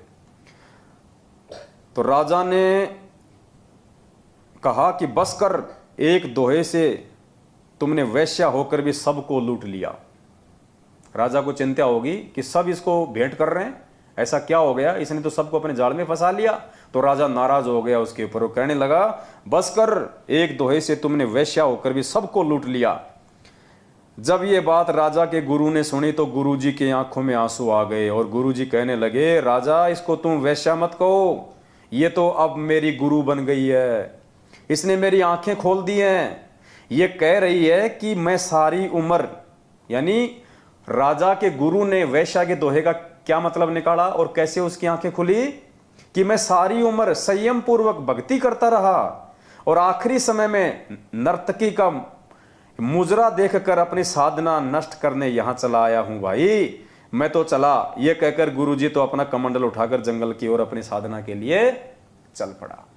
यानी उस दोहे का उस गुरु पे क्या असर हुआ कि रे नालायक, तूने बहुत बीती थोड़ी रही और पल पल गई बिताए, कि नालायक पूरी जिंदगी तो तूने साधना की, जंगलों में तूने तपस्या की भगवान प्राप्ति के लिए, और अब लास्ट समय में जब तेरा मोक्ष होने वाला है तो तू ये गंदे नाच देखने के लिए आ गया, अपने कर्म बिगाड़ने के लिए आ गया, तू अपनी भक्ति बिगाड़ने के लिए आ गया। तो राजा को इससे मतलब शिक्षा मिल गई और राजा ने उसके गुरु ने वो मोहरें उस नर्तकी को फेंकी और वापस अपनी साधना के लिए चला गया। अर्थात भक्तों को यहां पे शिक्षा लेनी चाहिए। पुण्यात्माओं, ये परीक्षा चल रही है हमारी और ये थोड़ा बहुत समय बचा हुआ, अब गुरुजी के जेल से बाहर आने का थोड़ा ही समय बचा हुआ है। बहुत बीती बहुत गई, क्या वाणी है, बहुत बीती थोड़ी रही। यानी पुण्यात्माओं, अब हमारी जो परीक्षा का जो समय था, जो परमात्मा 7 साल से ले रहे हैं, वो ज्यादातर समय हमारा बीत चुका है और थोड़ी रही, थोड़ा समय बचा है, 1 1.5 2 साल का, हद मार के। वैसे तो मालिक की मौज है, समर्थ के विषय में हम आकलन भी नहीं कर सकते, लेकिन जीव बुद्धि के हिसाब से सोच रहे हैं कि हो सकता है परमात्मा 1.5 से 2 साल में दया कर दे, बाकी हो सकता है परमात्मा 2028 तक का भी स्वांग रस दे। हो तो मालिक है भैया, भक्तों को बिल्कुल नीले कपड़े की तरह निचोड़ के देखेगा। वो तो जो उसका रहेगा, जो उसका होगा, वो तो भैया सबरी की तरह 1000 साल भी इंतजार करेगा। तो कहने का मतलब है बहुत बीती थोड़ी रही और पल पल गई बिताए। यानी ये जो परीक्षा का समय जो पिछले 7 साल से 2014 बरवाला कांड से जो ये चल रहा है, तो परमात्मा हमें समझाना चाहते हैं इस दोहे के माध्यम से कि नालायको, तुम्हारी परीक्षा का ज्यादातर समय बीत चुका है। तुमने जो कष्ट, तुमने जो संघर्ष जो किया है परमात्मा प्राप्ति के लिए, वो ज्यादातर समय बीत चुका है। अब थोड़े से समय के लिए अपना धैर्य मत खो, अपने गुरुजी से अपना विश्वास मत उठाओ, लोगों की बातों में आके तुम अपनी भक्ति बर्बाद ना करो, इन पीले पर्चों की मान के अपनी भक्ति बर्बाद ना करो, मेरे परिवार वालों के झूठे आदेशों को मान के तुम अपना ये भक्ति धन बर्बाद ना करो। बहुत बीती थोड़ी रही, पल पल गई बिताए, एक पलक के कारण क्यों कलंक लग जाए। अब थोड़े से समय के लिए, जब तेरा गुरु आने वाला है, जब तेरा गुरु तुझे जो फसल तूने बोई है उसका परिणाम तुझे देने वाला है, थोड़े से समय के लिए क्यों अपना एक कर्म धर्म नष्ट कर रहा है, क्यों दूसरे पंथों में जाके अपना समय बर्बाद कर रहा है, अपनी भक्ति बर्बाद कर रहा है, अपने गुरु को बदनाम कर रहा है, अपने अपने स्वयं के जीवन को बर्बाद कर रहा है थोड़े से समय के लिए। तो राजा के गुरु ने क्या किया, वापस शिक्षा लेके जंगल में चला गया अपने साधना के लिए।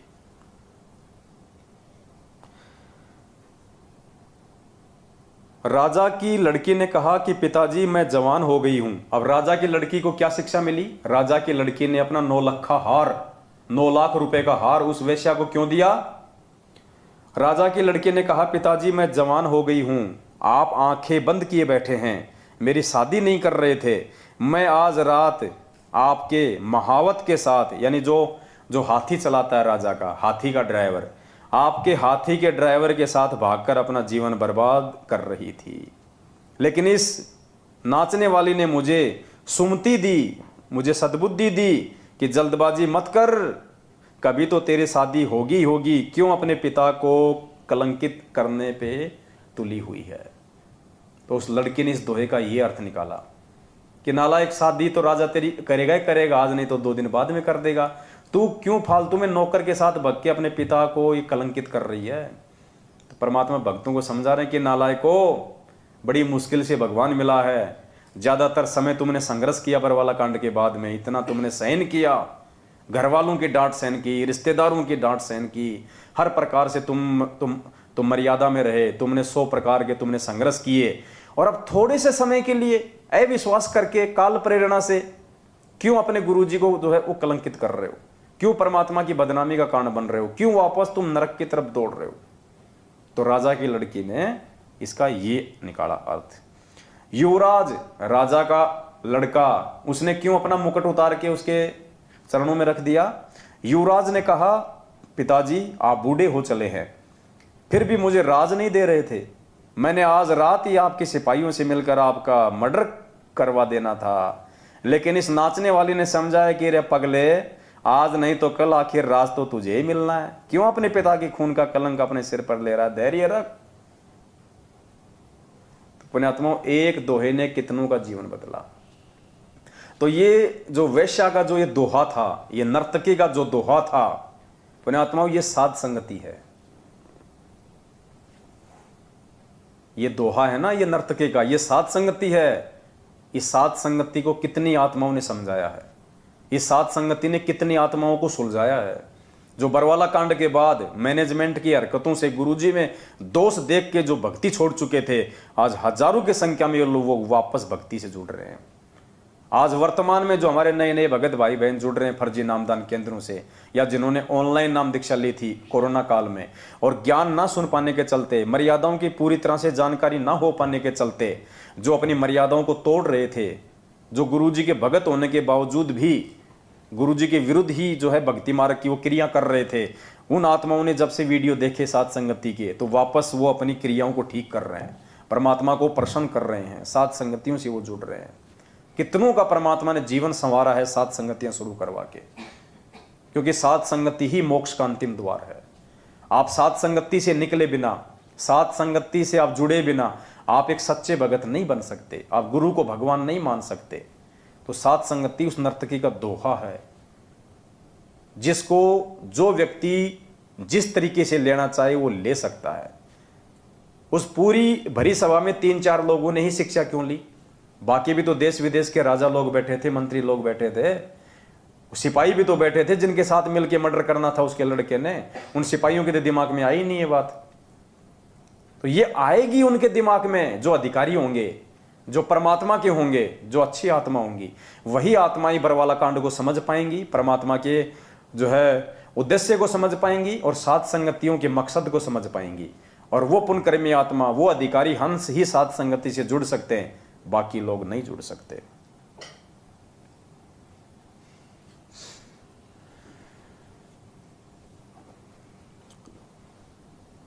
तो क्या बताया,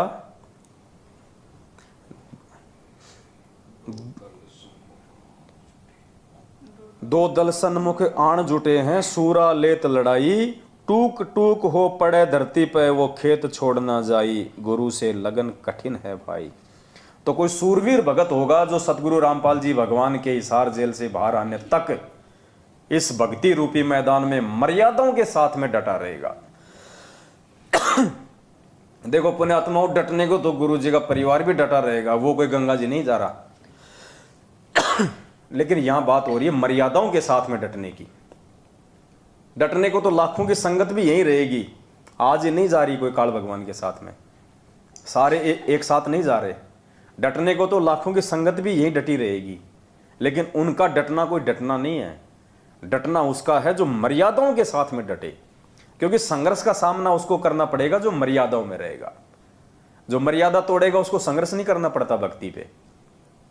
वो तो जगत वालों के साथ मिलके जगत वाले काम कर लेगा, भक्तों के साथ मिलके भक्ति वाले काम कर लेगा।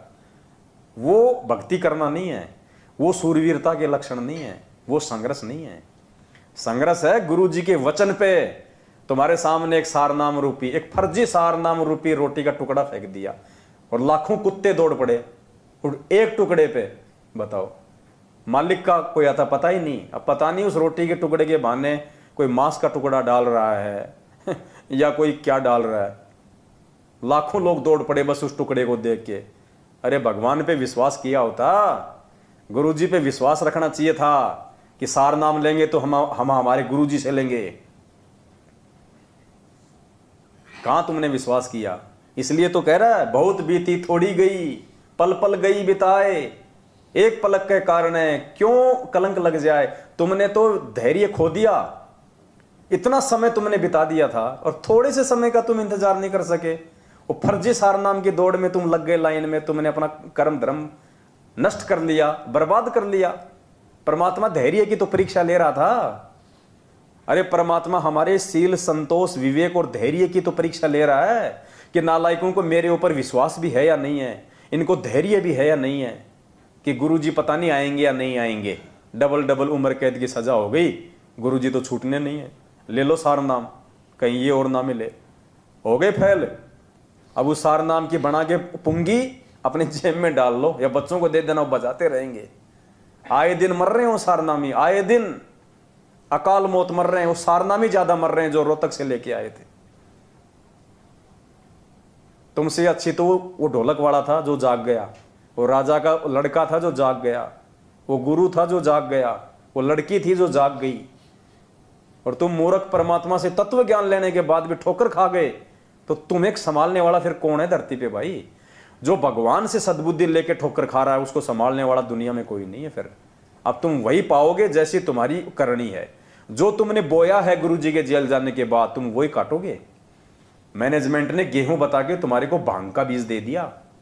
अब क्या खाओगे जब आने वाले समय में जब भूखमरी फैलेगी, जब अनाज की कमी आएगी, त्राई त्राई मचेगी? भांग खाओगे? नहीं, जिसने गेहूं बोया वो गेहूं खाएगा, जिसने भांग बोई वो भांग खाएगा। तो ये पीले पर्चों के ऊपर, फर्जी ऑडियो के ऊपर, नकली लेटर के ऊपर, दे दान, रक्तदान, इन कुपात्रों को ज्योति पाठ और दान का जिसने पैसा देके जो भांग का बीज बोया है उसको भांग खानी पड़ेगी। और भांग खाई नहीं जाती, भांग से पेट नहीं भरता। भांग खाओगे उल्टा और नशे में हो जाओगे। तो तुमने तो भाई अपने जो बचाव का एकमात्र रास्ता था उस विनाशकारी समय में भाई 90% भक्तों ने खो दिया। जगत की फिर भी भगवान रक्षा करेगा, क्योंकि जगत तो नादान था, उसको पता नहीं था। तुमको सारे हथियार देने के बाद भी तुमने लड़ाई क्यों नहीं लड़ी? भगवान ने तुम्हारे को तत्व ज्ञान रूपी, मर्यादा रूपी हथियार दे दिए, फिर भी तुम निहत्थे बन के क्यों खड़े रहे? जवाब देना पड़ेगा।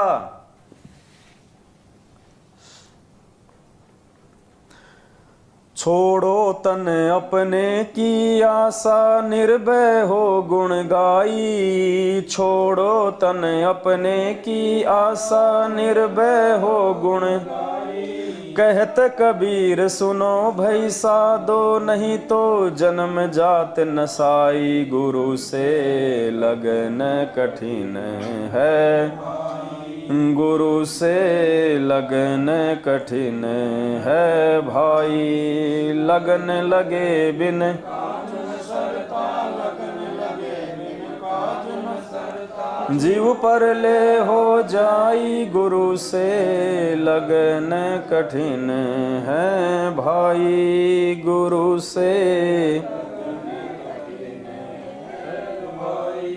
क्या कह रहे हैं पूज्य गुरुदेव जी? छोड़ो तन अपने की आशा, निर्भय हो गुण गाई, कहत कबीर सुनो भाई साधो, नहीं तो जन्म जात नसाई। तो परमात्मा कहते हैं भाई ये सारे आडंबर पाखंड हैं और अपने ये मरने मारने की जो भी आशा है ना, यह सब छोड़ दो। परमात्मा कहते हैं जिस मरने से जग डरे मेरे मन आनंद, कद मरूं कद पाऊं वो पूर्ण परमानंद। तो संगत को 90% संगत को तो दस्त हो रहे हैं।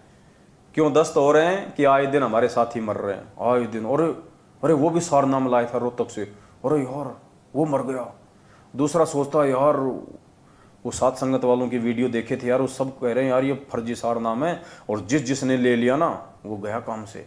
तो सबको दस्त हो रहे हैं कि तेरी कब टिकट कट जाए, क्योंकि मर्यादा तोड़ने वाले को विश्वास नहीं रहता, फिर ना उसको भक्ति पे विश्वास रहता, ना उसको गुरुजी पे विश्वास रहता।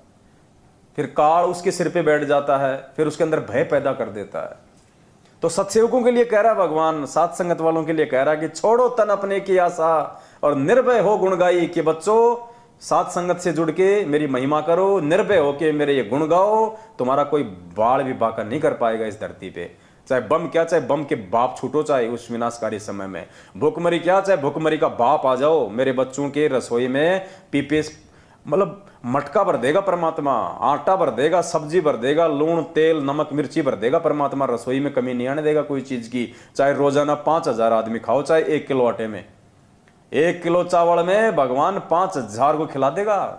और लोग ये कहेंगे यार इनके घर में आ कहां से रहा है, तब इस भगवान की महिमा बनेगी, तब कोई जानेगा कि इनका गुरु कौन है, इनके घर में कहां से आ रहा है। ये बकवाद करने वालों के नहीं होगा। क्या कहा परमात्मा ने? ध्यान से सुनो गुरु जी का सत्संग। पुण्यात्माओं, कहां किस बहम में जी रहे हम, किन लोगों की संगति करके आप लोगों ने अपना सत्यानाश कर लिया है।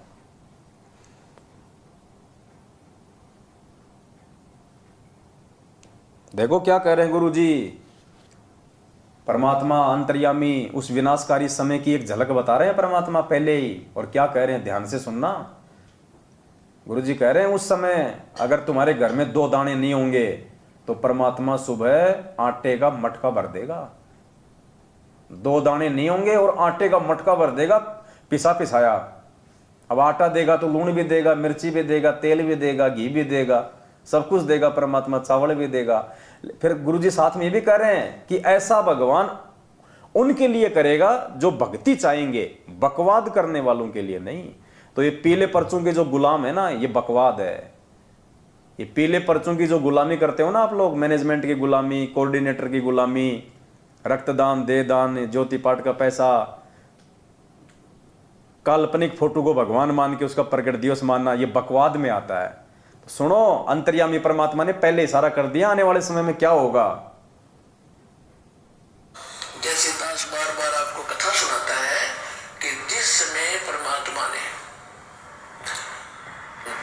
परमात्मा के नाम से झूठी चिट्ठी लिखती थी कबीर जी के नाम से, और 18 लाख प्राणी साधु संत आगे थे। वो साधु संत कौन थे? घर छोड़कर जंगलों में अपने गुरुओं के पास भक्ति के लिए, भगवान के लिए भटक रहे थे। वो उनकी विशेष प्यारी आत्मा थी। अब वहां उन 18 लाख को 3 दिन तक झोंपड़ी में बैठे गरीब जो लाइन है, वो तो भगवान थे, लीला कर रहे थे। 3 दिन तक उनको वो भोजन खिलाया जो कभी सुना भी नहीं था उन महापुरुषों ने, भक्तों ने, साधुओं ने। और सोना की मोहर दी और 2 हल्दी और छक्के, हलवा, पूड़ी, कचौड़ी, जलेबी, छक खाओ, अच्छा बखाओ, जन्म के भूखे मरे, तिंद्रे भूखड़े खानिए थे होते। तो उनके लिए जब ये लीला कर दी, पृथ्वी का कोई माल भी नहीं था, सतलोक से ला दिया जाता है।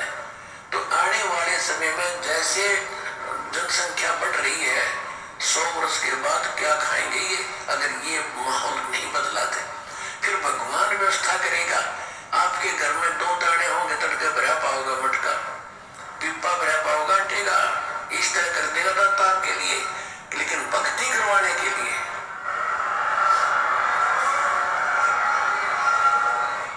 ये उनकी करेगा जो भक्ति करेंगे, और जो बकवाद चाहोगे वो अपना करते रहियो। ठीक है, जैसा भक्ति भक्ति भजन करेंगे उनका लाभ मिल जाएगा, लेकिन उसमें से खड़ी रह जाएंगे। तो ये चमत्कार गुरुजी कह रहे कि परमात्मा उनके लिए करेगा जो भक्ति चाहेंगे, जो बकवाद चाहेंगे उनके लिए नहीं। वो बकवाद करते रहो अपना, फिर जैसा उनका संस्कार है वैसा ही उनको मिलेगा। सुख तो सुख, दुख तो दुख, मृत्यु तो मृत्यु, जीवन तो जीवन। तो पुण्यात्मा आज भक्ति कौन कर रहा है? परमात्मा आज भक्ति किससे करवा रहा है? सत्सेवकों से, सात संगत से जुड़े हुए भाई बहनों से। आज मर्यादाओं में कौन चल रहा है? सात संगत से जुड़े हुए भाई बहन। इन पहले पर्चों को अपना गुरु मान के कौन नहीं चल रहा? हम सत्सेवक नहीं चल रहे। ये बकवाद है, ये भक्ति मार्ग में नहीं है। ऐसे आंख बंद करके कागज के टुकड़े पे तुम विश्वास करके कि ये गुरुजी का आदेश है। काल ऐसे ठगेगा, त्रिकुटी पे ऐसे ठगेगा, वहां भी तुम ऐसे ही अंधा विश्वास करोगे। एक दिन में गुरुजी कहते हैं तुम कोई मास्टर नहीं बन जाओगे, यहाँ पे रिहर्सल हो रही है। आज यदि तुम इतना ज्ञान लेके अंधे होके और एक कागज के टुकड़े पे विश्वास कर रहे हो कि गुरुजी का आदेश है, कल को ये काल तुम्हारा कोऑर्डिनेटर बन के खड़ा हो जाएगा वहां और बोल देगा पीला पर्चा आ गया, गुरुजी का आदेश है, 2 साल बाद चलेंगे सतलोक, अभी नहीं चलेंगे। तुम क्या करोगे? मना ही नहीं कर सकते, वापस आओगे। क्यों? क्योंकि आज तुम्हारी वही रिहर्सल हो रही है। जब आज तुम विरोध नहीं कर रहे, आज तुम ज्ञान आधार से ये विवेचन नहीं कर रहे, तो कल को वहां जाने के बाद भी नहीं करोगे। क्योंकि गुरुजी कहते हैं जब शरीर छूटेगा ना तो मालूम थोड़ी चलेगा कि तुम मर गए, तुम त्रिकुटी पे जा रहे हो या तुम सत्संग में जा रहे हो। ऐसे सोचोगे मैं तो गुरुजी के सत्संग में जा रहा हूं, और सामने से आ गया आपका देशराज मान पहन के टोपी, वर्ल्ड कोऑर्डिनेटर। जब तुम छोटे छोटे कोऑर्डिनेटरों का आदेश मान रहे हो तो बड़े के तो मानोगे, और काल उसी का रूप बना के खड़ा हो जाएगा, बोला चलो आदेश हो गया गुरुजी का, 2 साल बाद आएगा विमान तब चलेंगे। 2 साल में तो काल तुम्हारे को गधा बना के छोड़ देगा। तो परमात्मा कहते हैं मालिक उनके साथ ये चमत्कार करेगा जो भक्ति चाहेंगे, जो बकवाद चाहेंगे उनके साथ ये नहीं होगा। तो पुण्यात्माओं, बस ये छोटा सा एक संदेश था जो परमात्मा ने प्रेरणा की। तो सभी भाई बहनों ने मिल बैठ के आप जियों के साथ एक छोटी सी सत्संगति कर ली। आगे भी परमात्मा समय देते रहेंगे, मौका देते रहेंगे, दया बख्शते रहेंगे। तो हम सभी भाई बहन आपस में मिलके छोटी छोटी ये ज्ञान गोष्ठियां, क्योंकि देखो परमात्मा के वचन के अनुसार आने वाले समय में ऐसा ही होना है। देखो जो मैनेजमेंट वाले भाई बहन ना, वो तो बहुत पीछे छूट गए। तुम तो हमें जिंदगी में नहीं पकड़ पाओगे। अगर तुमने 2 साल बाद शुरू किया, समझ में आने के बाद 1 साल बाद शुरू किया, तो हम 7 साल से जो काम कर रहे हैं तुम 1 साल में उसकी पूर्ति कहां से कर दोगे? तो तुम तो बहुत पीछे रह गए भाई लोगों, तुम तो बहुत पीछे रह गए। और सौभाग्यशाली है वो आत्मा जो कई वर्षों से साथ संगतियों से जो जुड़ी हुई है, एक रस। बाकी तो लोग आंधी की तरह आते हैं, 4 दिन बाद तूफान की तरह भाग जाते हैं। वो सोचते हैं वहां तो कोई पद मिलेगा, यहाँ कोई पदवाद नहीं मिलता भाई। यहाँ तो अगर भगत बन के रहना है, दास बन के रहना तो रहो। यहाँ कोई कोऑर्डिनेटर, कोई संभागीय कोऑर्डिनेटर, कोई सेवादार, कोई ये नहीं है। यहाँ कोई नेता नहीं है, कोई सरपंच नहीं है, कोई ठेकेदार नहीं है। सब भगत है यहाँ पे, सब सेवादार है। यहाँ प्यार प्रेम एकता पक्षपात रहित है जो सतलोक में है, जो परमात्मा के आश्रम में परमात्मा रखना चाहते थे, लेकिन काल प्रेरित उनके परिवार वालों ने रहने नहीं दिया। तो यहाँ बकवाद नहीं चलती, यहाँ भक्ति चलती है। अगर भक्ति करनी है तो साथ संगति में आओ, और अगर बकवाद करके अपना जीवन नाश करना है तो मैनेजमेंट के साथ में लगे रहो। फिर परमात्मा कहते हैं कि कौन सी वाणी है मालिक की? उनको देवगढ़ जोट, संतों के नहीं काम के उनको देवगल जोट। चातुर प्राणी चोर हैं, मोद मुगद गढ़ ठोट, और संतों के नहीं काम के उनको देवगढ़ जोट। जो बकवादी है ना, परमात्मा कहते हैं उनको तो उनके गले जोड़ दो, उनको तो उन्हीं के साथ रहने दो। वो संतों और भक्तों के काम के नहीं है, वो साथ संगत के काम के नहीं है। वो बैल है, उसको हड़ में जुतने में ही उसको मजा आता है। तो भाई और बहनों, बस ये छोटी सी विनती थी। परमात्मा ने दया बख्शी, आप सभी के बीच में आए बैठे। फिर से मालिक दया बख्शेंगे तो फिर छोटी छोटी सात संगतियाँ होंगी, और इन सात संगतियों का मकसद है हम कुछ सीखें, समझें, परमात्मा के प्रति अपने विश्वास को बढ़ाएं और मर्यादाओं में रहें, और परमेश्वर की भक्ति में आगे बढ़ के गुरु जी को प्रसन्न करें। और आने वाले विनाशकारी समय में हम अपनी रक्षा के हम स्वयं कारण बने। सत साहेब। बंदी छोड़ सतगुरु रामपाल जी भगवान की, बंदी छोड़ सतगुरु रामपाल जी भगवान की जय हो। बंदी छोड़ सतगुरु रामपाल जी भगवान की जय हो। सत साहेब।